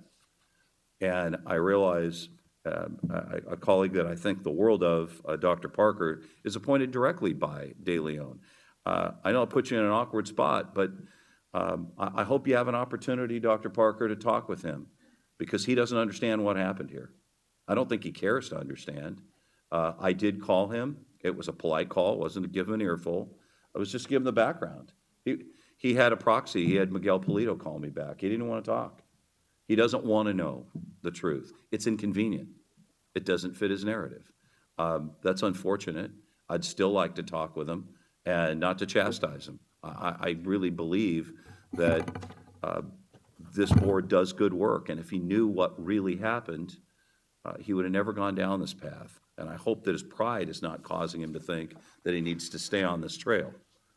That would be really unfortunate. But with that, Mr. Chairman, thank you for yielding the microphone to me. And I just encourage you all to not take a watch, but to take an oppose on SB 1387. Supervisor Rutherford. I won't speak since Supervisor Nelson said just about everything, and instead I will make his motion. That's it. If you're going to make a motion, you got to make a motion. The motion is? I said I will make the motion. I am making the motion that the board oppose SB 1387. Okay, let's see if we can get a second here. I'll second the motion. We have a motion and a second to oppose. You can't vote till we open the roll, Judy. This fastest finger on the board. I guess some of us want to speak. I thought you were the fastest finger on the board. Okay, we have a motion and a second. Would either the maker of the motion or the second like to speak to their motion? I'll defer. I think Supervisor Nelson covered it well, but after hearing some other comments, I may. Okay. Councilmember Mitchell? As chair of the legislative committee, I want to speak to this as well. And the bill does basically two things that we are concerned with, and the committee was concerned with. One of those was to add 3 new members to the AQMD, to South Coast District Board. And those 3 new members come from state appointments: the governor, the president pro tem, and the speaker. And all of the appointments must be persons who are in the EJ community. I mean, that is basically what the bill says. The other section of the bill with which there was concern was the section that gave ARB direct oversight over any reclaim program adopted by any district in the state. It isn't just our district. That part of the bill is directed to any local air district. And so it was that part of the bill which we were most concerned about. What it did was, when an air district adopts a reclaim program, then the Air Resources Board may review that program, change the program, approve it or not, and adopt its own program, and then require the local air district to adopt the program that they devise. So that was the section that we were very concerned about at the legislative level, or committee level. And our position was, let's watch this bill and work with the author or the legislature to change that part of the bill that gave direct oversight to ARB over any district's adoption of a reclaim program. There was not a lot of discussion about adding three new members, and for that section of the bill, I'm just going to speak for me, not for the whole committee at this point. I thought about that a lot because I thought, well, it is a political move to step in, and it gives advantage to whatever party is in power. So if the Republicans come into power, they have the power to appoint those members. If the Democrats are in power, they have that power as well. There may be good reason to add EJ members, because I think EJ members, the environmental justice community, the ones that are so often impacted by air quality issues, don't have much of a voice. We see big companies with paid lobbyists that can easily walk into legislator's office or the governor's office and influence what happens. But I think the members of the environmental justice community have a very small voice, and they do not have the big bucks to hire lobbyists to have their voices heard. So with that portion of the bill, I am comfortable with it. It doesn't give a majority to the state appointments. They're still in the minority, but it does give a voice to EJ members. We recently had 2 new people appointed to the Air Resources Board. They come from the EJ community. And it is my experience that that is a good voice to have on the Air Resources Board. Dean Flores is one of the, ex-Senator Dean Flores, and the other member is, gosh, I'm not going to be able to remember her name, but she's from San Diego. Diane Takvorian. Yes, thank you. I knew it was an IAN ending name. Do they get paid? Well, they probably, I don't know what their pay schedule is. I only know what mine is. But,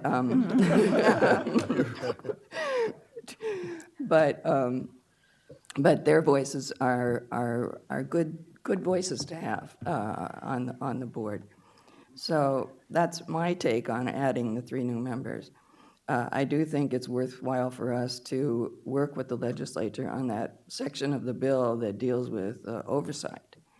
And my feeling about that section is oversight would be one thing if it does involve some communication and consultation with the local air district. But this particular provision in the bill doesn't provide for any back and forth between the local air district and the Air Resources Board. I think that should happen with consultation between the 2 agencies. And that, I think, is missing. That is, if I were going to be going to Sacramento to ask about changes on this, I would be asking that that be included in any oversight provision. I also want to mention that ultimately the Air Resources Board does have authority over what we do here, because we have to submit the provisions that the regulations that we implement into a state implementation plan. And when that happens, the ARB looks at that plan, and if we haven't met the requirements to meet the federal air standards, they can give us the veto. So I think, one of the discussions at the legislative committee was just that kind of oversight authority that they already have. And that authority is conducted with good consultation between the local air district and the Air Resources Board, with a subcommittee appointed from each of the boards and staffs and board members working together. So this is my take on this. I will oppose the motion that is to oppose. I think we should be taking a watch position, working with them on finding a good resolution, and a resolution that works for not just our air district, but other air districts across the state. Thank you. Before I go on to Dr. Liu and Dr. Parker,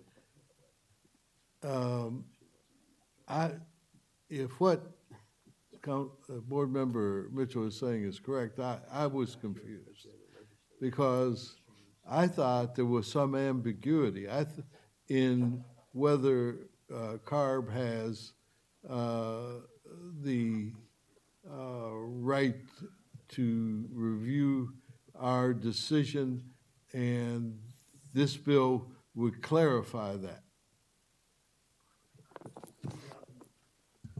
Start out with that, and Barbara can add to that. With regards to the reclaim provision, the legislation, as I understand it, does provide that additional clarity with regards to CARB. So they don't have absolute authority. However, as part of the SIP submittal, that is where the absolute authority does lie. I understand that. I understand that. So yes, it provides clarity on the specific reclaim provision, but the ultimate authority as the SIP submittal still exists. Because if there wasn't a problem with them having authority, they wouldn't want it in the bill. That's my take on it. I'm just a common sense guy, but it seems to me that's why it's in the bill. And I think I've made my position abundantly clear on that. Dr. Liu? Yeah, I had the pleasure of witnessing that. I'm sorry, Joe. No, it's okay. You got the right to redress your government for grievances, just like everybody else. That was one of the things, actually, I was going to address, is that issue of what authority that the Air Resources Board does have. And they have extraordinarily broad authority in a few places in the Health and Safety Code, including Section 39002, the very beginning of the Health and Safety Code when it comes to air resources. It says, the State Board shall, after holding public hearings as required in this division, that's just the hearing requirements, undertake control activities in any area wherein it determines that the local or regional authority has failed to meet the responsibilities given to it by this division or any other provision of law, which I see as extraordinarily broad authority to dictate to us whatever the hell they please. And in the other sections of the Health and Safety Code, 41504 and 41505, give them similar type, really broad authority, basically to adopt regulations and tell us that we have to implement them. Now, it's getting really in the weeds here, but when you start talking about legislation, this is what happens. This bill, the difference in this bill is that the default position is that we can't adopt any changes to reclaim without the Air Resources Board saying it's okay.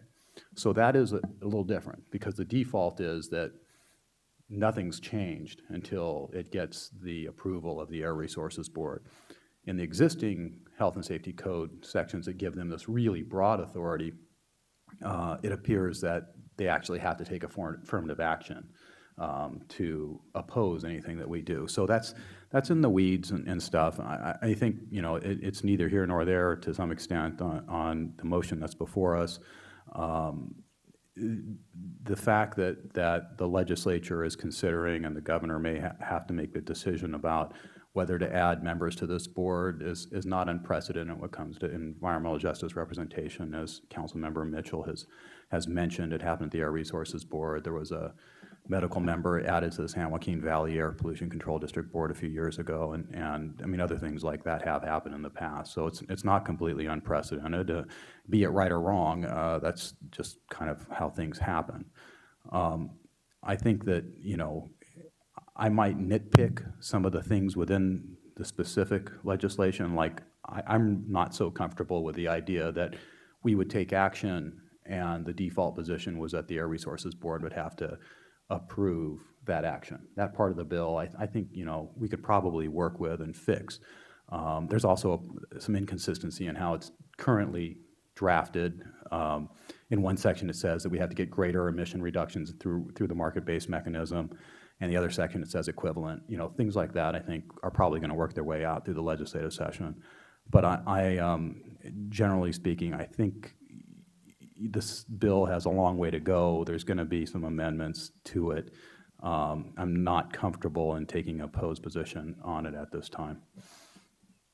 You know, Dr. Liu, it's, you need to clarify with me what you mean by it's got a long way to go, because let me tell you what my understanding is by speaking to some of the legislators yesterday, that this bill will be put in the budget, that it will be out in June, and it will be effective in July.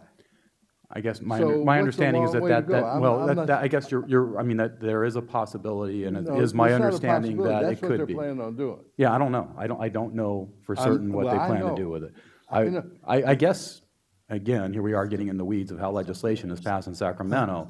If you want to avoid fights in the assembly, it's probably better to try to sneak it into the budget. So you're right, it could go in that way.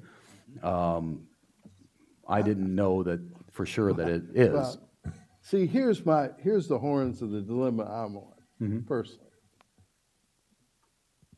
I absolutely am ultimately opposed to clarifying the issue to give CARB authority over us. The 3 board members, I can take them or I can leave them, because the Bay Area has 25 board members. You know, if I don't see any problem with the way this board is operating currently.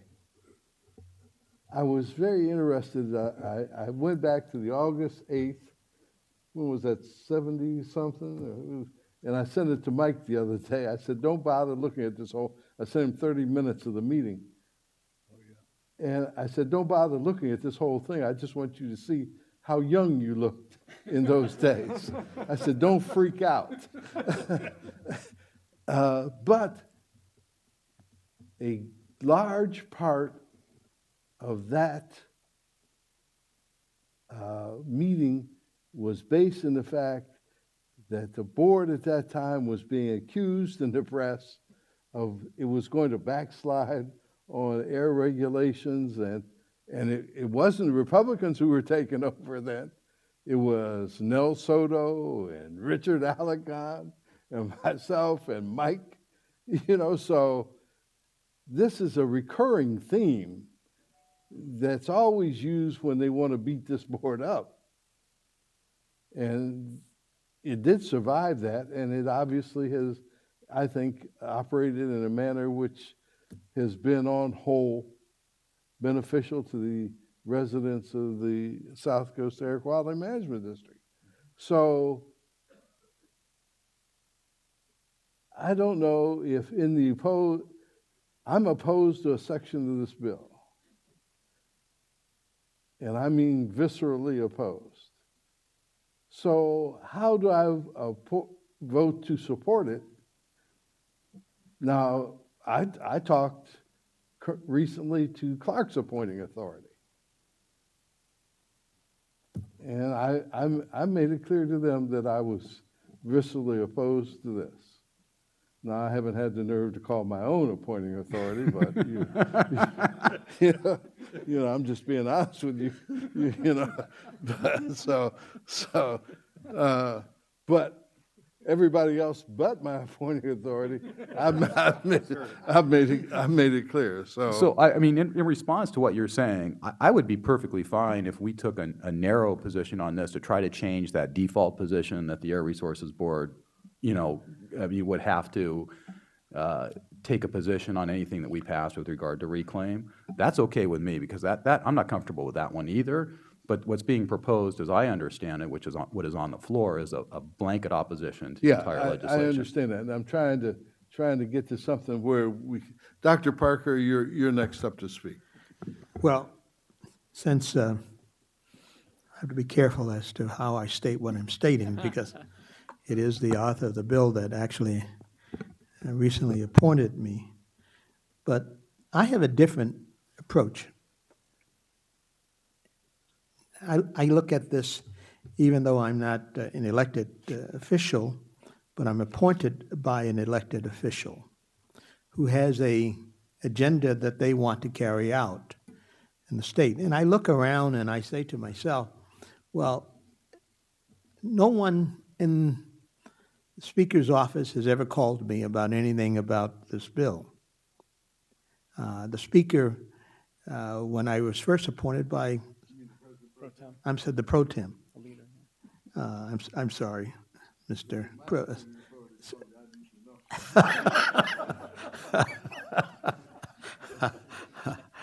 But Senator Steinberg told me when he first appointed me, he says, I will never get involved in anything that you do on this board. You go in, make your own choices, and if we see fit to appoint you, we believe that you will make them reasonable and in the best interest itself of the people of the state of California or this region that you're really doing. And for that, I took that literally, and that's really what has transpired. No one has ever called me to talk about it. So I kind of look at things from a standpoint of view, what would I want to see have done for the people in this region? Recognizing that my colleagues, most of them, of the 13 members of the board, 10 of them are elected officials.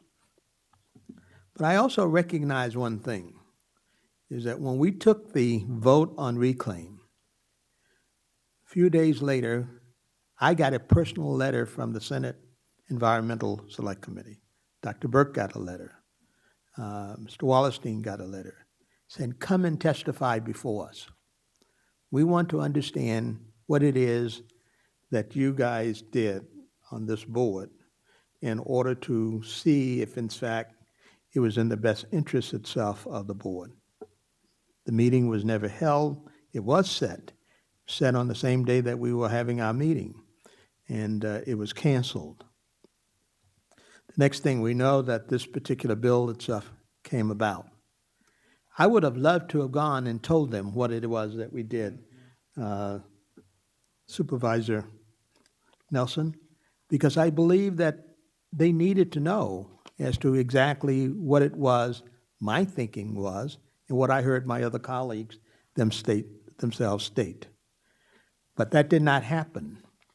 To continue to say that they should be making individual decisions without our input, I think is not really in the process itself of democracy. I think both sides should sit down and talk about it.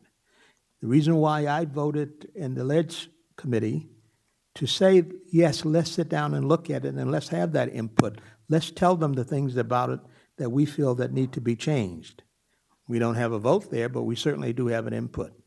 And but to sit back and just say, no, go ahead and do it, is really like saying to them, we don't care, and I want to use another word, but I won't.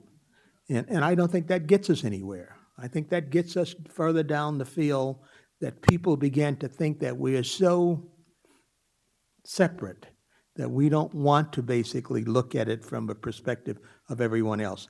Two people sitting down and coming to a consensus is a heck of a lot better than one person basically making it in a dictatorial fashion. I understand what my dear friend Supervisor Nelson is saying, and in part I agree with him.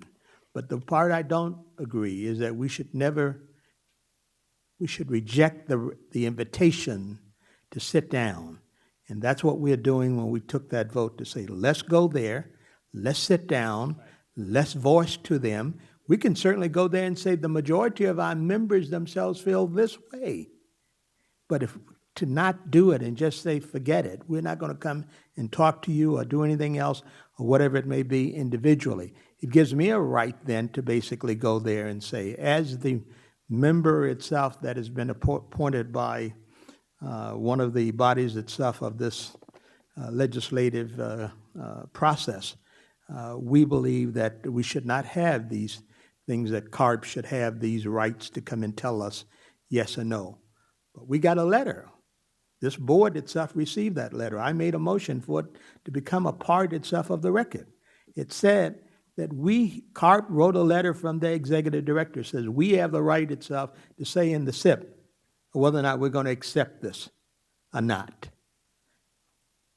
I mean, whether or not that was right or wrong, I asked our general counsel about this.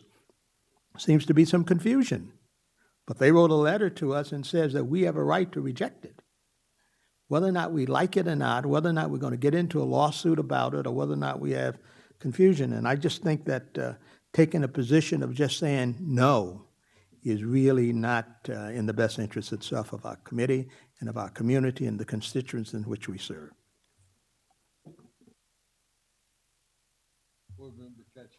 Mr. Chair, this is almost a philosophical question, asking staff and if we have the institutional knowledge.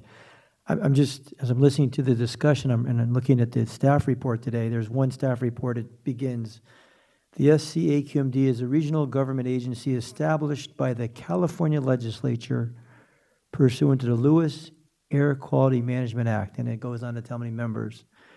And I know we were formed, was it 76, 70? So we're celebrating our 40th year when they pulled all 4 air pollution control districts together.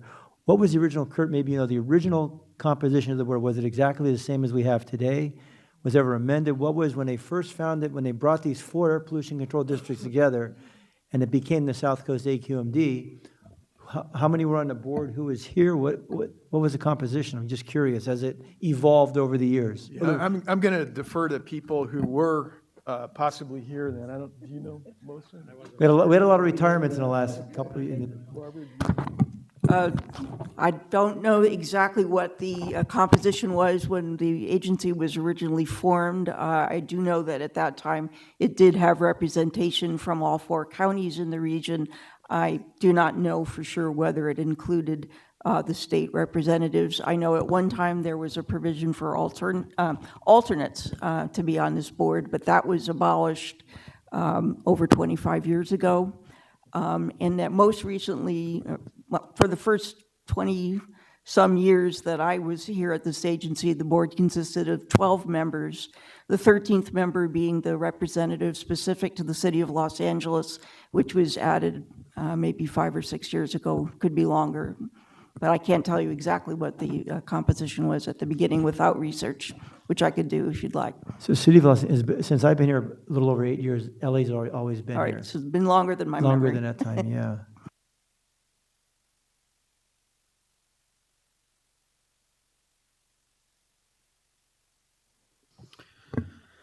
Yeah, I just want to echo the comments that Supervisor Nelson and Dr. Parker both brought up, that it seems like we haven't had a chance to talk to the author of the bill or the Senate committee about what we do here, what we're all about, how that vote came down. I wasn't even here for that, and yet I've probably been criticized for it on a number of occasions, even though I didn't take it.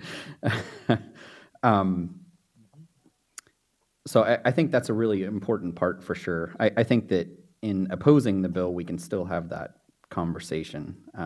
I don't think that that precludes us from being able to do that. I have to say I'm fairly taken aback by the feeling that people might have that there aren't those of us up here that care about environmental justice. I know that Dr. Liu makes a career out of this on top of making it somewhat of a hobby, I guess. And I think that all of us would feel that way. I know a couple of the members have been able to visit one of my places of business, and I spend a lot of time, probably more time, in an environmental justice area than I do at home in Lake Forest.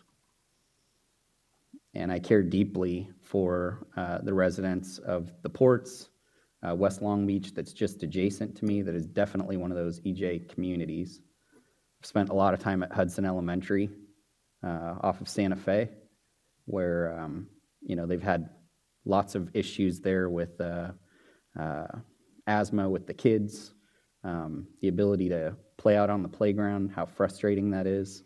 And I'm very supportive of their cause, their concern. So to think that maybe there's some assumption that, I have an R after my name and Senator De Leon has a D after his, that I don't care about that issue, is very, very offensive to me.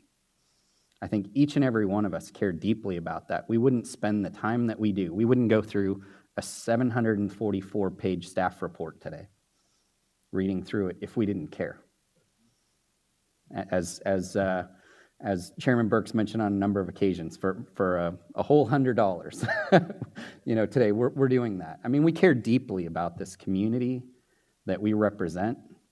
We care deeply about this region, and I don't have a problem with more members, but I think that saying that, some of us might not care about environmental justice is just, like I said, it's just very offensive to me.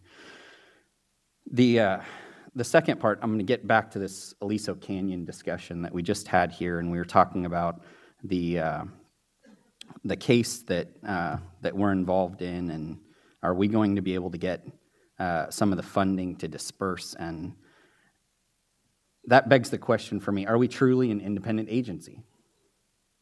All right?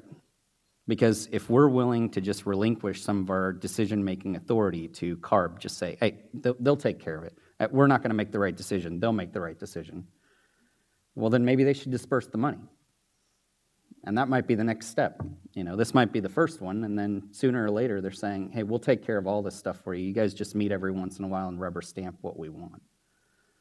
That's not what we're called to do here. And so that's why, I'm going to support the motion here. And it's not that I don't want to talk. I think that we definitely need to do that. We need to continue talking, make sure that they really understand where our hearts and minds are on the issues that we're contemplating and spending lots of time deliberating on. So I want to talk, but I'm going to support the motion. That's all the speakers we have. I'd just like to ask a question because I want to see if there's any middle ground here, okay? So there are two items in the bill, from my understanding. There's the people and there's the CARB. Are you opposed to both? Listen, I appreciate the robust discussion, and I've listened to all of it. But what is totally absent from this discussion is the Senate hearing on this issue had nothing to do with CARB. It was all about diluting this board and changing the makeup. So if we think that, well, what we're going to do is engage and we're going to go out and we're going to deal with this CARB issue, look, all of that can still happen. There's nothing that stops you from doing that by taking an opposed position, but we made that a crucial issue. But I assure you, Mr. Chairman, that the people that put this bill on the Senate floor don't give a hoot about that minor distraction. It was all about this board going backwards and them having to change the makeup. That was their discussion. So if we think they cared about this minor tangent, it sure didn't look that way from watching and listening to their discussion. So if that's important to us, we should engage them anytime. But this bill, although we understand its effect, the people pushing this through, that's not what they are focused on. Their issue is changing the makeup of this board, essentially punishing us. That's what their focus was. They're going to stop us from all our stupid decisions. And that's just what happened. I wasn't invited to testify, and since I just have the mic on, well, I would have accepted, but in deference to Dr. Parker, he's right, we should talk, and I would look no further than them canceling his invitation to give some indication as to what appetite they may have to have this discussion. It appears they are disinterested. So I think all of us would be happy to talk, but there's not some silent guesswork going on here. This is pretty overt behavior on behalf of the Senate to tell their very appointee, we invited you, and by the way, we're canceling the meeting. Maybe that means something else, but the most likely thing to take from that is they're not interested in talking. Their mind is made up. It's not based on the facts. I guarantee you that. Watch the hearing. I don't care what side you're on. The hearing was not about the facts. The hearing was a made-up red herring that this board is rolling back regulation and we need more people. And I just assure you that if the focus, as stated by my colleague, Councilmember Mitchell, the focus of the state was to put EJ representatives on this board, there are 3 opportunities to do that. The governor did.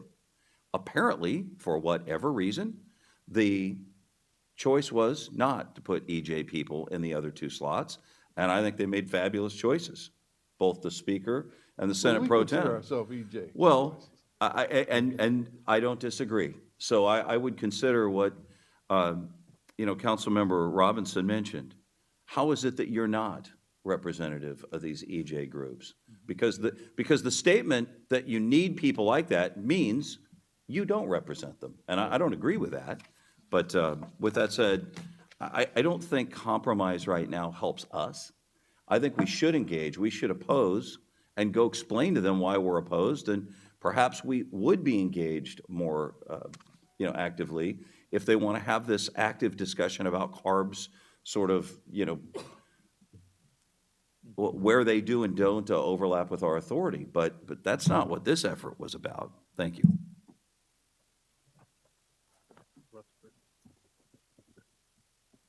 Supervisor Rutherford? Thank you. Want to echo a little bit of what Supervisor Nelson was getting at there. The discussions that the legislators have had to date have not been based in the reality of what happens in this room. They do not understand the intent of this board. They do not understand our reclaim program. They do not understand the debate and discussion and the thorough research that was done that resulted in the shave that happened. And I guarantee you they don't understand the work we're doing on the AQMP and further shave that's probably in the future with that. The fact that they are so incredibly uninformed speaks to the need for this agency to step up our communication abilities in Sacramento so that they understand more. A way to accomplish that is for us to take a very clear position on all aspects of this bill and the bill in total and tell them, no, we do not need your interference. The people of the South Coast Basin are being represented on the board. They're being represented effectively. They get to come to this room and stand at that podium and share with us their ideas and their passions, but more than that, and to counter what Councilmember Mitchell said, anybody who has concerns about an item under the purview of this agency can meet with me and, based on what I know of all of your characters, can meet with any of you. You don't have to have a lobbyist. You don't have to be a business. You don't have to be a resident of my county, because as a member of the South Coast Air Quality Management District, I will meet with folks from every end of the spectrum, regardless of whether they have an official lobbyist. And to imply that it is a check that gets the attention of the people on this board does a disservice to every one of us. And it is an undeserved disservice. You are all fine people, and you care about the people who live in Southern California and the people who breathe our air. And you care about them regardless of whether they live in a technically EJ community or any other community. Because they're human beings and they're our residents. I care about them. I talk to them. I represent the people of San Bernardino County up here. And in San Bernardino County, we have all different sorts of people and all different sorts of pollution. We're here to fix that. And we're getting distracted by the petty politics of Sacramento trying to interfere. Supervisor Nelson is right. The state has 3 appointees on this board. They're fine human beings. They do a fine job here. If the state wants to change their appointees, the state can change their appointees. I'm not encouraging that. But the people of Southern California have representation on this board. And for the state to undermine that and to set a precedent that they will undermine it on every other regional body in this state is something we should not tolerate. I urge and I vote, and thank you. Would the clerk open the roll? Mr. I think we have Councilmember Thank you so much. So I also appreciate the discussion and the dialogue in this board. But I'm also a realist. There's a political will in Sacramento that does want to change the makeup of this board, whether we like it or not. Past the Senate, it's going to go to the Assembly. Assembly's made up of majority of Democrats. You have a governor who's going to be supportive of changing the makeup of this board. And the reason why I, too, agreed in the Ledge Committee to watch and express concerns and seek amendments is to be at the table. If we oppose this, they're going to completely ignore, not include us in the dialogue, and that is a concern truly a concern. So I'm going to assume how this vote will lie here, but and I hope that you respect the Ledge Committee's direction on this. I struggle with the fact that, you know, they're going to completely just shut the door on us moving forward if we seek an opposition of of Leader De Leon's bill. Is there any further speakers on this item? Hearing none, I'll ask the clerk to open the roll.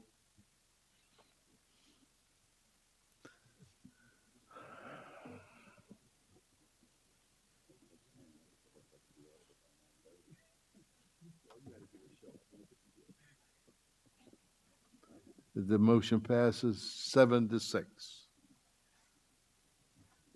This, on that item, we will have an opposed position. Item 33 on the agenda.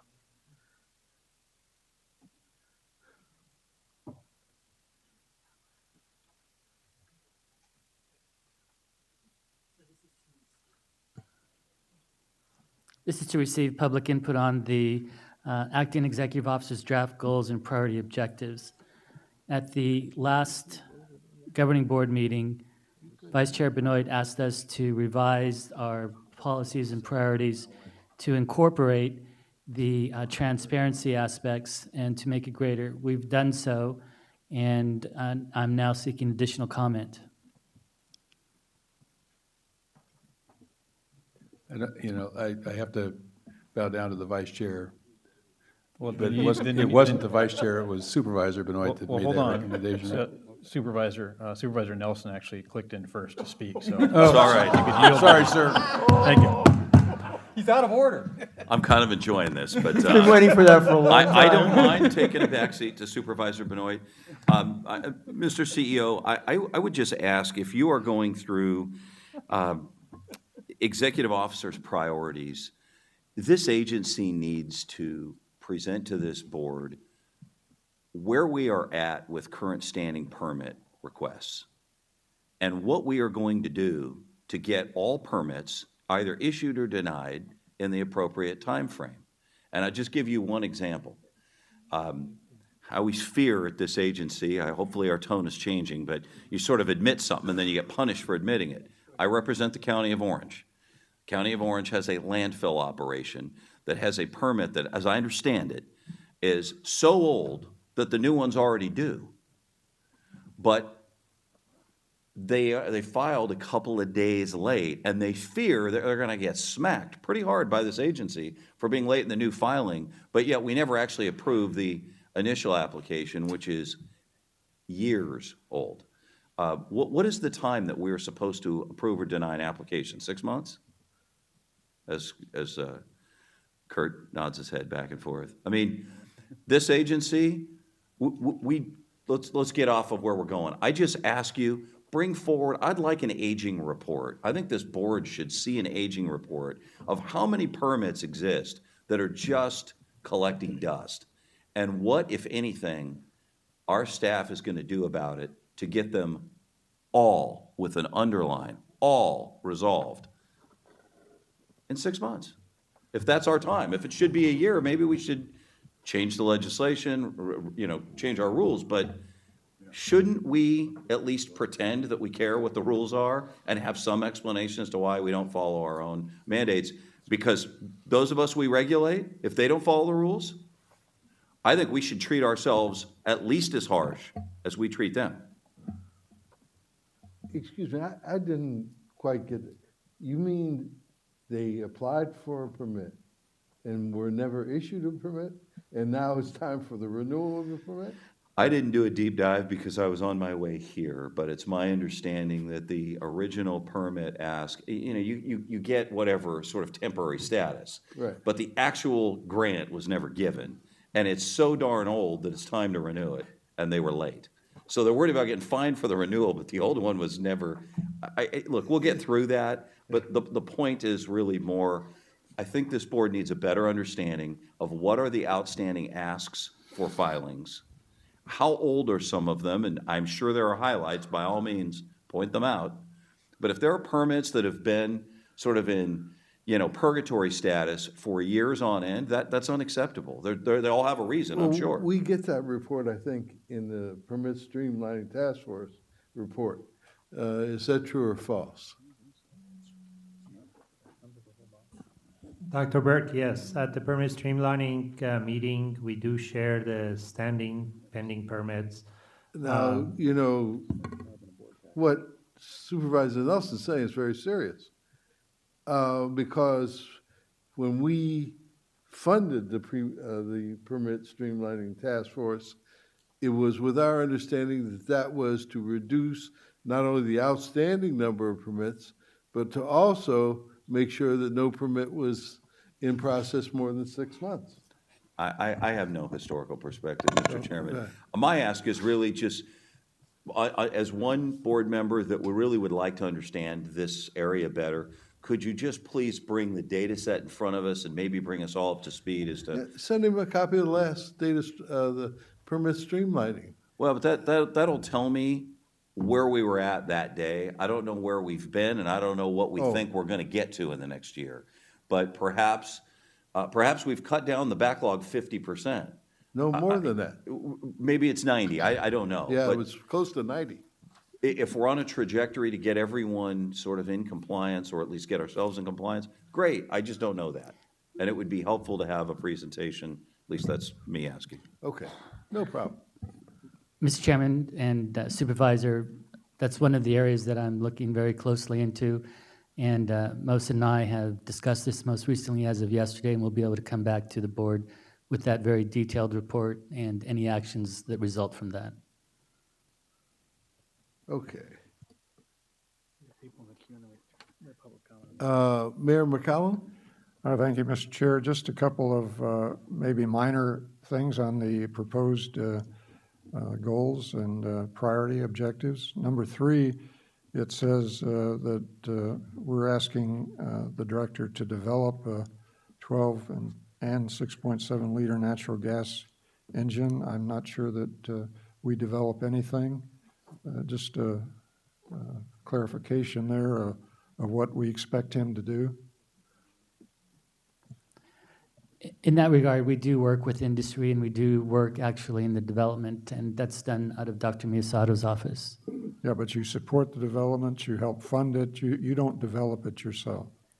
We support the development, you're correct. Okay. I'll make that correction. And on item 17, I believe that the attorney works for the board and not for you. Yes, you're correct. Then I don't think 17. I don't think 17 then is appropriate for the executive director. Wait. What was the answer to that? I represent the board and report to the board. But on the org chart, you report to the executive director. No. Now, I don't know when I saw the last time I saw it. Was that a proposed change, or? Yeah, 7. I'm sorry, I haven't prepared the memo for Kurt yet. Oh, okay. But, yeah, I'm sorry, I saw some prematurely. Yeah, item 17 applies to the attorney, not to our executive director. Yeah, it was my understanding that he worked for the executive director, but he says he works for us. Yeah, he does. Yeah. We can address item 17. Obviously, General Counsel and I work very closely together. That's higher prioritization for the EO, but we can make that reflect a better way of how the organization's set up. And Mayor McCallum, let me say to you that there's a distinction between the legal work that is done directly for the board and the agency prosecutions that historically the board hasn't had much, if any, involvement in for a variety of reasons that I can discuss with you if you'd like. So I actually do think that this is an appropriate area for the executive officer to focus on with the delegation from the board. Well, I believe that the board ought to prioritize the legal activity and not the executive director. Although, again, Mayor, when it comes to prosecutions, that again is an area where historically the board has delegated to the executive officer, and I would urge you that that's the appropriate course of action to take. For example, if you're doing a fine on a company, you don't want the board to be involved in the negotiation or responsible for communication to that company. But the objective says prioritize prosecution of high-impact enforcement cases to maximize deterrence for air pollution violations and protect public health. What page is that on? It's on page 6 of the priority goals and objectives under item 33. I'm sorry, 5. I don't have my glasses on. 5. Right. Recognize you. You know, I'll quickly jump in here. And then, although I would agree if this was generally like a general law city, where we have a different setup here in that it's not just our single attorney we see here, it's the 30 attorneys behind him in the executive office there, or not the executive office, but in the attorney's office, that Wayne is giving direction to when Wayne feels it's appropriate that there's been a violation to the degree that is appropriate, and we go after those people. I don't think that's something that the direction of this board needs to get involved with every one of those actions. And so that's why I believe this is in the right spot, and it's not just focused on our single attorney there, it's a focus on our entire organization. So I would agree with the chair that this is appropriately left in the hands of the executive so that we're not getting a phone call and having to run down here and have an emergency meeting as to whether or not we should go after the LA or go after some other organization or go after the gas company. So, yeah, especially when it came to the gas company question, I know I got a lot of phone calls from people and representatives from different agencies and groups and questioning why did we sue them. I said, well, I don't know, that's our executive director's provision. He did that because they probably reached the level that they had put out enough material that they needed to have that action taken. You know, and I would just add that as regional administrator, although the Office of Regional Counsel didn't report to me, where I wanted to focus resources, particularly as they related to enforcement of civil cases, I had the authority to direct legal staff to do so. To me, this is a very similar arrangement where when you're looking at the various operations and compliance aspects, the executive officer position works very closely with general counsel to make sure that as action is pursued, that it's within the confines of either the civil or criminal avenues that are appropriate, and that the action itself is deemed appropriate. But the importance to either the agency or the district is something that the XO, I think, actually has a big role in highlighting and communicating that to the public. But as I said, I think we can make this reflect better the relationship between the executive office and legal counsel and how we implement this. Thank you very much. I guess I've accomplished what I really wanted to do, was to bring to the board's attention that the attorney works for us, and that we need to make sure that we have that distinction in our organizational chart and in the way we think about things. If we want the attorney to work for the executive director, then we need to make him under the executive director. I'm not sure I understood that. It is currently, he reports to Wayne, right? Dr. Burke, the Health and Safety Code provides that I report to the board. The rules of professional conduct say that I report to the highest constituted body in the organization. So, as a matter of fact, most of the work that I do is for Wayne. He's the board's voice, and he's the way that the board takes action.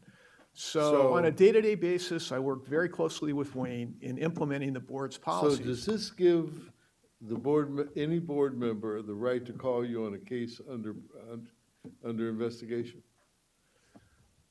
You mean a prosecution, Dr. Burke? Huh? Like a prosecution? Yeah, that's what I'm talking about. Well, again, I mean, that's an area that the board's really been hands-off. And I would. mean, I can't imagine any elected official that would want to come 20 miles near that.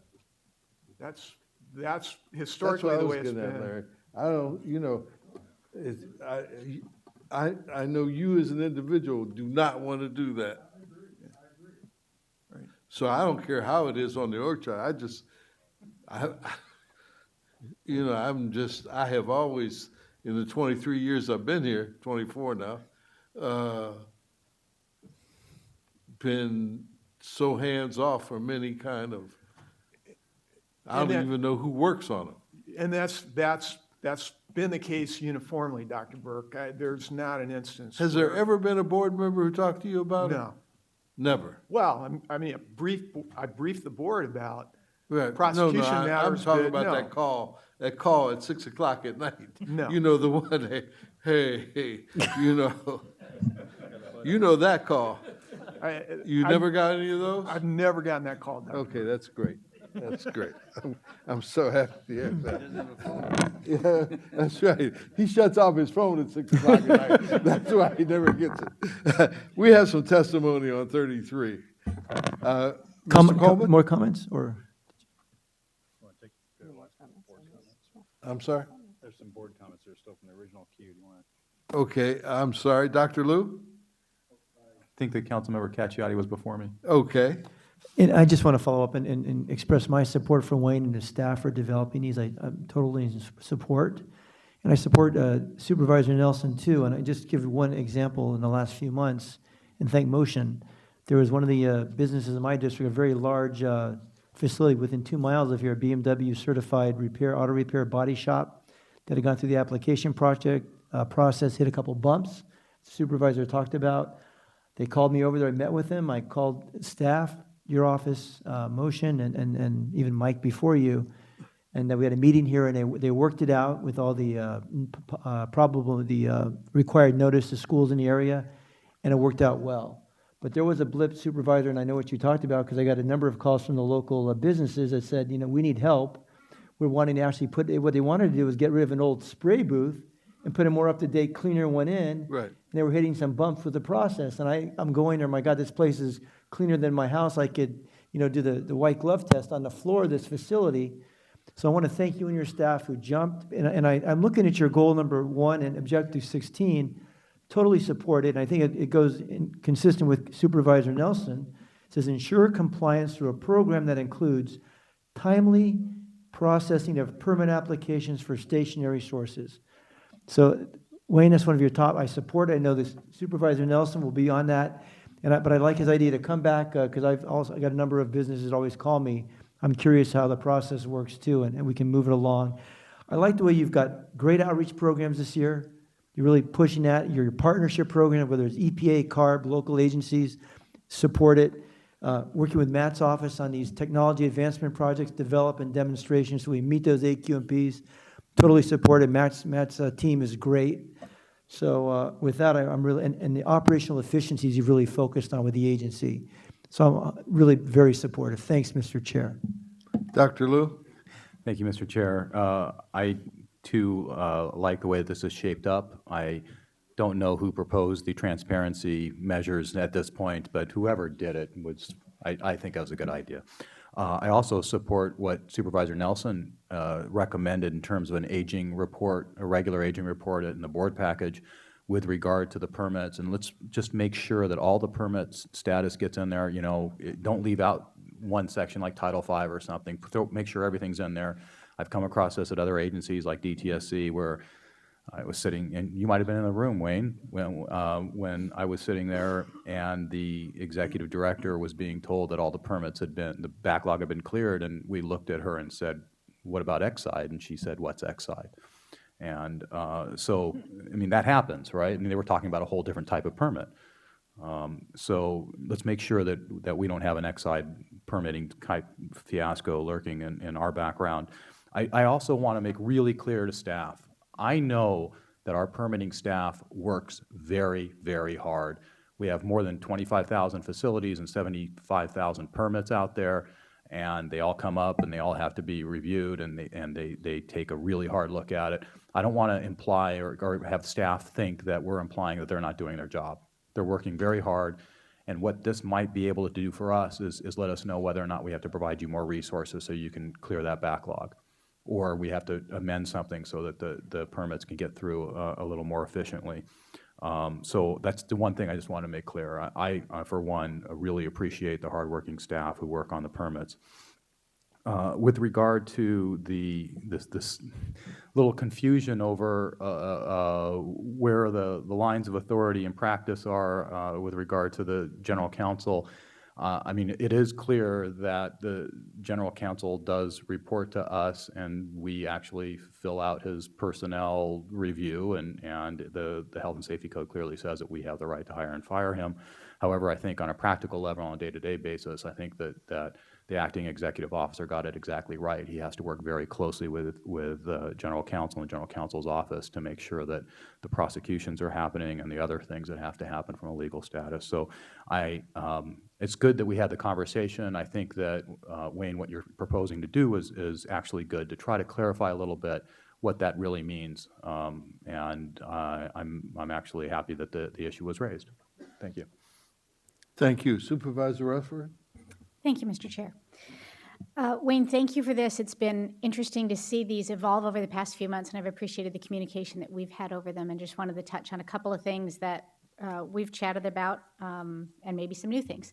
The first is my belief that in a set of goals, we also have to have in addition to saying what the outcome is, we've got to have metrics and timelines to get us there. And I've shared with you some examples of other agencies I work with that might make the format of these goals and objectives a little easier to track your work product and for the board to hold you accountable for achieving these. So I hope you'll take a look at those and perhaps bring back to us a slightly revised format.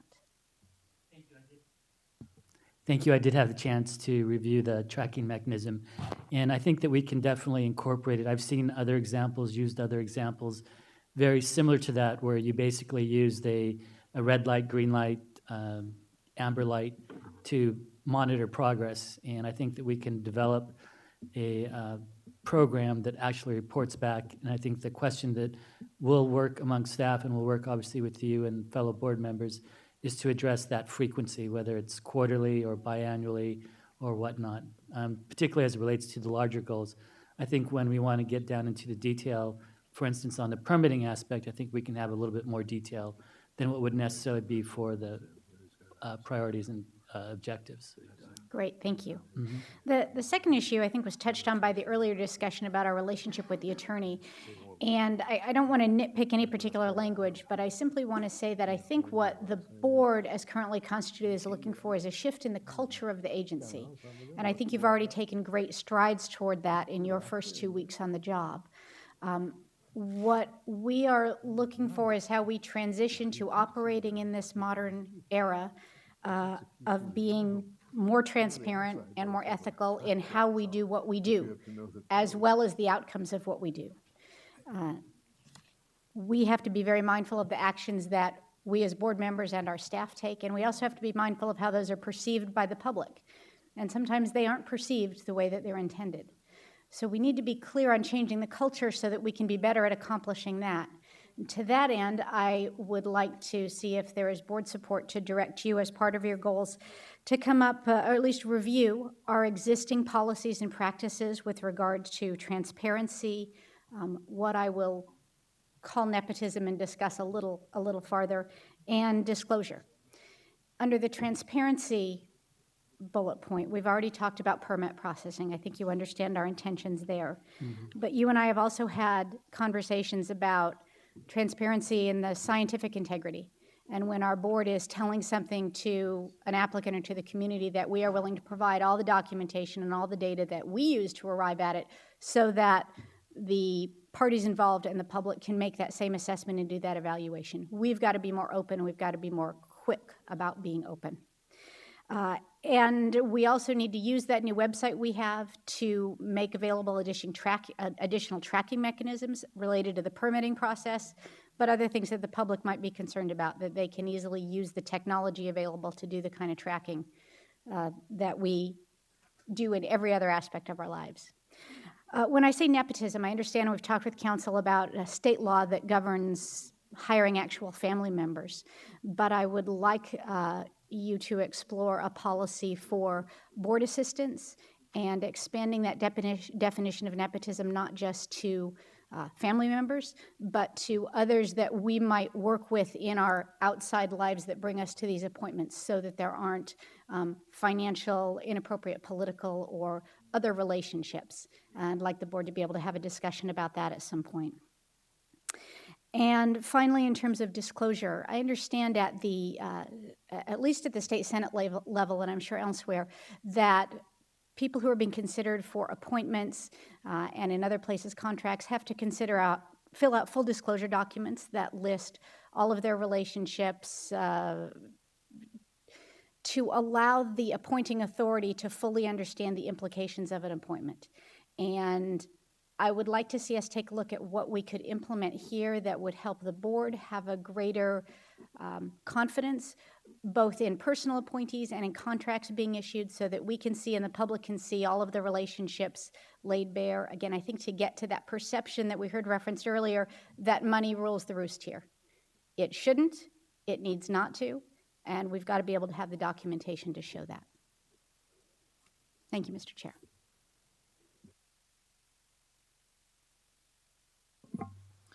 I just also wanted to thank staff. This has been a little bit longer than usual process for this, getting these goals and objectives done. And I wanted to focus for one quick second on something that I'm really glad to see in here, and that is Goal 3, Item 6, engage in enhanced development of the graphic information system and mapping capabilities. Janice, when you talk about making it easier for people to find stuff on our website, I've been involved with a couple different organizations that have taken this advanced step to put as much of their data as they can on a map where someone can easily find it and look at it in real time, just like you look at your weather map when you're at home. And I think that's a critical thing that we need to work towards. I'm glad to see that was put in here, and thank you for doing that, and thanks for appeasing me when I keep bringing it up over and over again. Thank you. Thanks, Ben. Before we take the testimony, I'm a little concerned about this permitting thing, because I've been going down the road fat, dumb, and happy because of the streamlining permit action that we took a few years ago. Are we in trouble with permits again? Dr. Burke, I'll look into the case that Supervisor Nelson Oh, no, I'm not just talking brought about up, that one but- case. I had tangentially had known about that one's unique, but I'm talking about just the mass number of permits in and out the door. Because there was one time that we had 18 or 20,000 permits in-house that weren't processed. Yeah, and the numbers have dropped down to below 8,000, and I want to compare that to a faucet in our kitchen, that as long as water is running through the faucet, we're all happy, but when it plugs up and it starts to back up, that's when we start to think of what to do. So the total numbers by themselves may be misleading, but it is more important, are they going through the process? Of that 8,000, how many over 6 months? There are different types of permits. It gets kind of complicated, but you know what I'm trying to get at. From those 7,000 some numbers, I think half of them would be flowing through under the normal time frame. It's 3,500 people. 3,500 permits. Permits. And not all of those are permits that businesses are waiting for us to take action before they can start construction. When you look at that, that falls in few hundred, not thousands. Okay. Well, I agree with my colleagues. I think that we need a report. Yes, sir, Supervisor. And going to several of my colleagues' comments on transparency on the website, this is such an important part of how we're judged and should be judged. Right. That I believe it should be something that we set up a matrix, and we have a red and a green and a yellow, and we determine which types of permits, and maybe we have to have 2 types of permits, but we should have that on our webpage, where any citizen can click on it and see, you know, they've got down now where they've only got 10 in the red that are over 6 months, and so many are in the orange, and that our average permitting time for this type of permit is 142 days. And we're working to get it down to 100. And if we have to hire a person to do that, because that's probably more work than you can, you know, It'd be for all worth it. 8,000. I mean, this is the kind of matrix that public I'm agencies are for moving that. to. This is the one that we judged on more than anything, single other one. Because I think you're absolutely right. So I think that should be the goal, is to try and find out a way to make that Right. more transparent and To make that and information every day available. Because to be honest, I don't remember seeing the streamlining task force report recently. And I know I used to read it like it was the Bible, but I haven't seen it recently. So anyway, let me get to these people who've been so patient to testify. Curtis Coleman. Now you're still reading it like the Bible. Huh? Now you're still reading it like the Bible. Thank you, Mr. Chairman, members of the board. Kurt Coleman here on behalf of the Southern California Air Quality Alliance. I'm happy to be here in support of the executive officer's goals and objectives. I'm even happier to note that the board members themselves, yourselves, raised the issues I was most interested in, which was the permit situation, ensuring that the permit processing will be addressed, continue to be addressed well, and that adequate staffing will be provided, and that delays will be minimized. How are your members telling you it's going? From what I understand, because of the recent retirements, and because of a policy that hopefully will be addressed by Mr. Nastri to not fill positions until they were vacated, there were a bunch of open engineering positions that have only recently been filled, and the engineers have recently completed training. So during that time, there was kind of somewhat of a plug in the pipeline until that was done. Because I remember at one point you were up here singing the praises of the permit stream task force. That it was going through like crazy. Right, and I don't think there's been a meeting of the permit streamlining task force for some time, and it probably would be worthwhile to get that going again. Okay. I would also, that brings up the issue I was happy to see on here, the issue of ensuring adequate training of staff so that people can be plugged in as replacements immediately as needed, as opposed to having vacancies that have to be filled and training and the process slows down. And finally, the transparency issue is one that was addressed almost immediately upon Mr. Nastri's appointment. I can't tell you how shocked and gratified many of the stakeholders were to actually get staff presentation materials 4 or 5 days ahead of a stakeholders meeting rather than the day of or the night before. And so I would like to thank Mr. Nastri, the staff, and the board for urging that type of transparency from this agency. It's very welcome. Well, thank you for your testimony, Mr. Holman. Joe McLaughlin? And at the other microphone, Lizette Hernandez? Thank you. Mr. Chairman, members of the board. Climate change, global warming, and air quality are not partisan issues. The importance of air quality is attested to by this facility, the board members here, and I was very impressed with your comments earlier about the issue in the legislature. Your sincere concern for the quality of the air is impressive.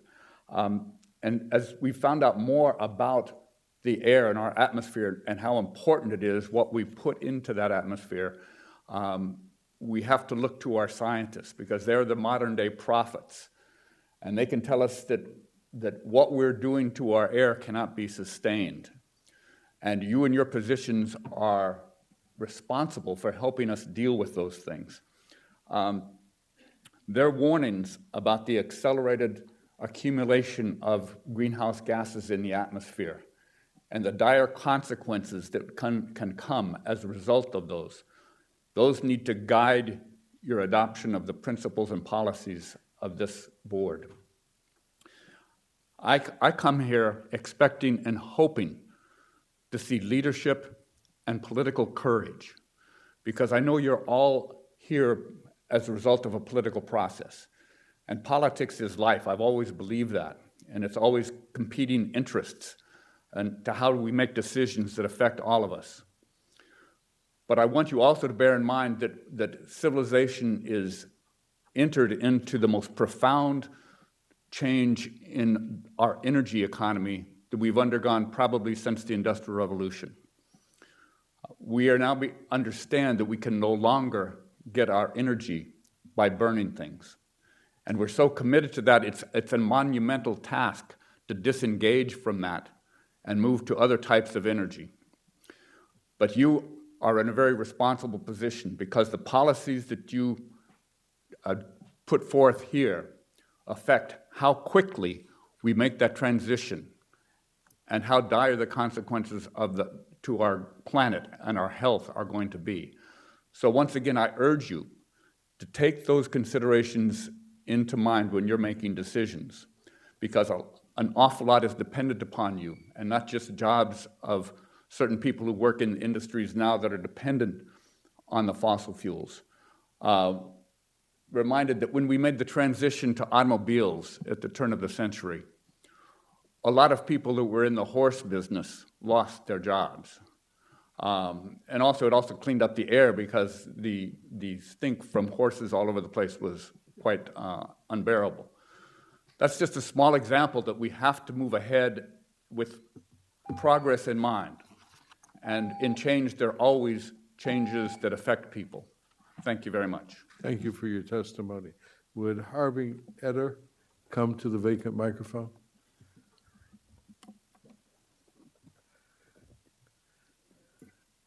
Would you? Hi, good morning. My name is Lizette Hernandez, and I'm an organizing representative with the Sierra Club. I'm also a South LA resident. I grew up at South Central, and I have a child who's asthmatic. Good morning. And so what I'd like to say are a few things, but I'd like to just read a couple things first. So our goal is to power California with 100% clean energy. In Southern California, our vision is to build a region blessed with clean air, healthy communities, and a strong, equitable economy. Everyone deserves to breathe clean air, but Southern Californians breathe some of the most dangerous air in the nation, as you know. Smog and soot pollution from burning fossil fuels in power plants, cars, trucks, and refineries kills 15 people across the South Coast Air District every day. So it's 15 additional people today. Children and the elderly are especially vulnerable to air pollution. Children miss more than 1.1 million days of school, for example. And African American and Latino children are 2 to 6 times more likely to die from asthma than white children from the concentration of fossil fuel pollution in their communities. Which is, I think, interesting given the discussion that you had about the EJ seats earlier. I'd be mindful of how these conversations take place, because the EJ community should be part and parcel of what we do. And the interesting thing about air is that it has no borders, even less so than water. So eventually, this will be affecting your children if it hasn't already. So the other thing that we'd like to talk about is the black box and the fact that this giant loophole has not been articulated in the priority and objectives. And I don't really understand how. I mean, I've actually spoken to NASTRI myself, and so has other communities that we've been in and that he's been in meetings at. And there is a specific concern around the exploitation of loopholes by polluters. And I don't see it addressed in this document that you've put together today. So regardless of whether there's EJ seats or not, or plans or not, the reality is that the real litmus test should be the communities that are the frontline communities, communities such as, say, even Speaker of the Assembly, Anthony Rendon. I don't know if you see children that live in those regions that are living and going to school next to railroad lines, next to highways, 2 or 3 of them, next to roads that are unpaved, and there's trucks and things like that. So we would like to have these communities benefit first, because for us, it's not about just our feelings being hurt, it's our lungs, it's our communities, it's our health. And I'm really concerned about the level of white fragility that has also been in display today. I think that's offensive. So I think some of you have been really great about trying to raise our issues, and I commend that. But your feelings, when you compare them to, say, my child in the back seat when I have to drive him to the emergency room at 3 in the morning because nothing else is working, it's not really what I'm carrying here, and neither are probably thousands, if not millions, of parents that are Thank you now for your testimony. in the It's same Harvey's- position, Harvey's but turn. not able to move, unlike some of you here, to cleaner air environments. Thank you. Thank you. Harvey? Good morning. I'm Harvey Eder. I'm speaking for myself and for the Public Solar Power Coalition. Both the Clean Air Act, the Federal Clean Air Act, and the California Health and Safety Code say we're supposed to clean the air as expediently as practicable, which in the vernacular means as quick as possible. We're not doing this. What we need is immediate total solar conversion vis-a-vis your rules and regulations. This is what should be the goals that are in this document.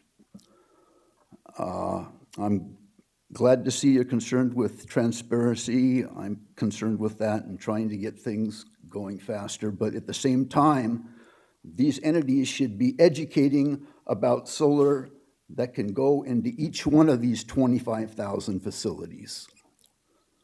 The gentleman that spoke at this podium and talked about climate change, I'd like to say that I agree, and we agree with him. I've talked to you about my brother fishing up in Oregon and how the Dungeness season was not opened in much of the Pacific coast. Normally they got $2, $3 a pound. He was getting $9 a pound. I was in San Francisco a few weeks ago and got a copy of the local paper. They opened the salmon season and the guy only had 16 salmon, but he was excited. My brother told me they're paying $11 a pound for salmon. There's information that I gave you about sea snails, which salmon eat a lot of, and their shells are decomposing. This was in the Times about 2 years ago. Pteropods. There's a lot of what salmon eat, and it may be affecting the salmon on the West Coast. There was an April 19th article in the LA Times that the West Coast fisheries are threatened, and this is right now by climate change. And these are dollars that are coming out of people's food budgets and rent and everything else. And this should be included in the socioeconomic study. And these deaths, premature deaths, that was at $7 million per. So for every 1,000, that's $7 billion. The 5,000 figure means $35 billion, and that's not including morbidity, et cetera. Thank you. Mr. Eder? Yeah. Why don't you stay at the microphone, because we're going to need you for public comment in a Oh, minute. okay. Okay? Okay, so this concludes the testimony on 33. on item 33. Oh, no, sorry. Yeah, 33. 33. We've got 34, so you might want to hardly. I know. Oh, Harvey, I do have one more item before public comment. So I should Sit down? Probably. Oh, Yeah. oh. So 33 does not need a motion. Yeah, actually, it does call for a vote, Dr. Burke. On what? Let me see On exactly. approving To approve the goals. Approval. Okay. Yes, sir. I would like to move approval of that with consideration and in response to the issues that we mentioned, in particular, the creation of a accessible monitor of quality of work on permit timelines. Second. I have a motion and a second. Is there any opposition? Hearing none, so approved. Okay. Item 34.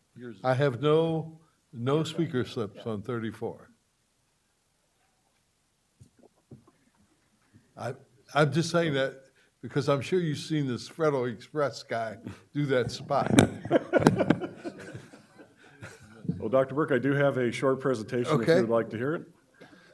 Thank you, Dr. Burke, Tracy? members of the board. Yes, sir. I'm sorry. I know this is an issue that many of the members of the board have seen, and if so desired, we can waive this presentation. I'm okay with that. I didn't hear it. Waive presentation, I'm okay with that. Okay. Want to make a motion to the item then, or? Actually, I mean, I have something to say about this, but Well, I'm not going to we'll let you oppose say it. it tomorrow. Tomorrow, let's No, do okay. Saturday. What do you got to say, Joe? Well, let's just go to comments. I don't need a presentation. We have sat through this many, many times, and I think people are familiar with what's going on here. Thank you very much. I have a concern just that I want to say that we need to be really cautious when we're backing off regulatory requirements that are technology pushing ones, because when we adopt those regulations, we create markets, and people who develop these technologies, they go out and they start working on developing the technologies, and they go out and they find investors to start funding those technologies. And that's what happened here. And if we relax the standards, then the market kind of disappears, the investors disappear, and the next time we go out and try to push technology forcing regulations, they might not come around to make us get there. So I want to caution us to be extra careful when we're doing things like this. I'm not sure in this case 100% exactly what was going on, but in this case, I was told by the company that's getting the exemption that they had contacted a company called Noxtech that does these alternative technologies, emission control technologies, to try to get them in. And then when my board consultant went out and actually talked to the president of Noxtech, he was told that they hadn't talked to him. Now, this was many, many years ago. This has been going on forever. Since then, the company did go out and approach Noxtech and ask them if they could provide the technology, with the proviso that the company wouldn't pay for anything. So Noxtech told them to take a hike. And everything kind of got ugly and weird on this. Now, they have told the Noxtech has told my board consultant that they could do this for like 60% less than the capital costs that the staff estimated in the report. So this is, on one side I've got a company saying they can't afford this, and they have the contract, and I understand that. On the other side, we've got a company that says I went out and got investors, and now potential clients being tugged out from underneath me. They both have economic reasons for telling me what they've told me, but I'm just a little concerned about this, and I just want to make sure that staff is really clear that, of what's going on here, and that we're not setting a bad precedent that's going to come back and haunt us next time we try to adopt some technology forcing regulations. So that was my comment. Do you have any comment on that? I would just say that this is a very narrow exemption just for the one company, so it's not necessarily backing off on a regulation wholesale. We did extend compliance dates in the last round of this in December, so this is just the one company following the board motion at the time of adoption in December. Mr. Chair, recognizing those comments and the totally appropriate comments from my colleague, Mr. Liu, I would move approval. Thank you. Of the staff Would you like to make recommendation. a motion, Supervisor? I'm moving approval of the staff recommendation. Okay. Second, any opposition to this item? So it's approved. Okay, Mr. Etter. You can come up for public comment.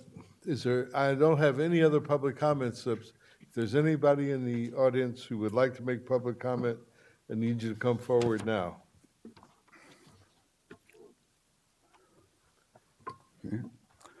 Morning again. Harvey Eder for myself and for the Public Solar Power Coalition. Of course, you know that we're in favor of converting to solar as soon as possible and utilizing all of your resources, and the same for CARB and the rest of the state. The fossil fuels are what's doing this. We had human slavery, then we moved to machine slavery after the Civil War with the Industrial Revolution. Now we've got information technology and we've got solar renewables, and we're at another juncture. They've come up with renewable natural gas. This is gas that they're taking out of landfills, and the CARB document on short-lived climate pollutants when going over methane natural gas also emphasize getting them from cattle feedlots, where they're giving them all kinds of antibiotics and whatnot. Today's paper, The Times, had an article about drug resistance bacteria and deaths that are happening right here in Southern California. Now we want to take this stuff out of feedlots and out of landfills, put it into the air so we can breathe this. Last week I talked to the branch chief from CARB of Fuels, Samuel Wade, and said, have you studied this? Is this in the documents done by CARB? And he said, no, I haven't heard anybody bring this up. Well, this needs to be done right now, and it needs to be looked at in terms of natural gas and what the alleged call renewable natural gas, and that it is an extreme danger to public health. What we need is immediate total solar conversion. That's enough for now. Thank you.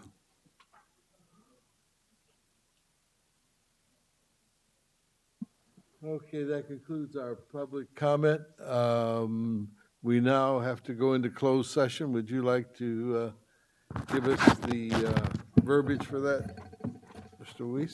Thank you, Dr. Burke. It is necessary for the board to recess the closed session pursuant to Government Code Section 54956.9A and 546.9D1 to confer with its counsel regarding pending litigation, which has been initiated formally and to which the SCAQMD is a party.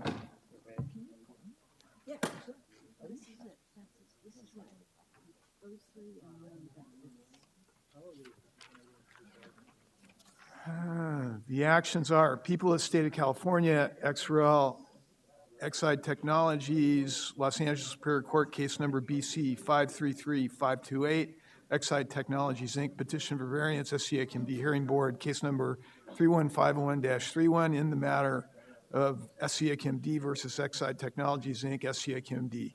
Hearing board, case number 3151-29. In re Exide Technologies, Inc., U.S. Bankruptcy Court for the District of Delaware, case number 13-11482, KJC. People of the State of California, XREL, Southern California Gas Company, Los Angeles Superior Court, case number BC 608322, Judicial Council Coordinated, proceeding 4861. SCAQMD versus Moreno Valley et al., Riverside Superior Court, case number RIC 1511213 and RIC 1601988, World Logistics Center, SCAQMD versus U.S. Court of Appeals, Ninth Circuit Court, case number 13-73936, Morongo redesignation, SCAQMD versus US EPA, U.S. Court of Appeals, Ninth Circuit Court, case number 15-71600, Pachanga redesignation. It is also necessary for the board to recess closed session pursuant to Government Code Section 54956.9A and 54956.9D4 to consider initiation of litigation. One case, Harvey Mark Etter versus EPA et al., U.S. Court of Appeals, Ninth Circuit case number 16-71455, parens intervene, close parens.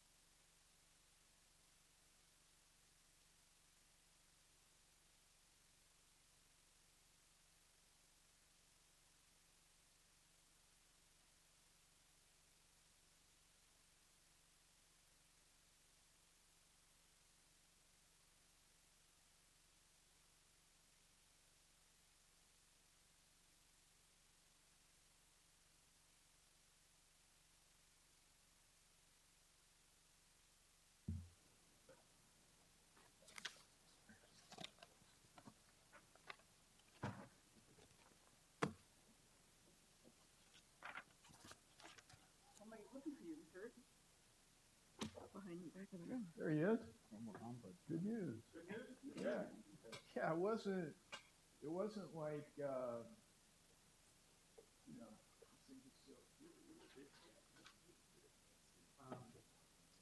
Did they sign anything yet? What do you want no, they authorized the use. Okay. Well, if you, well, just like your life easy. So here's what I'm doing. I'm gonna go see Millheiser, who's the COO, who lives off of Ramona Avenue on Highway 60. I'm gonna give it to him tonight. Right. Leave it from you. He's gonna bring it Monday to the tribal council. I'll try to get it executed by middle of the week.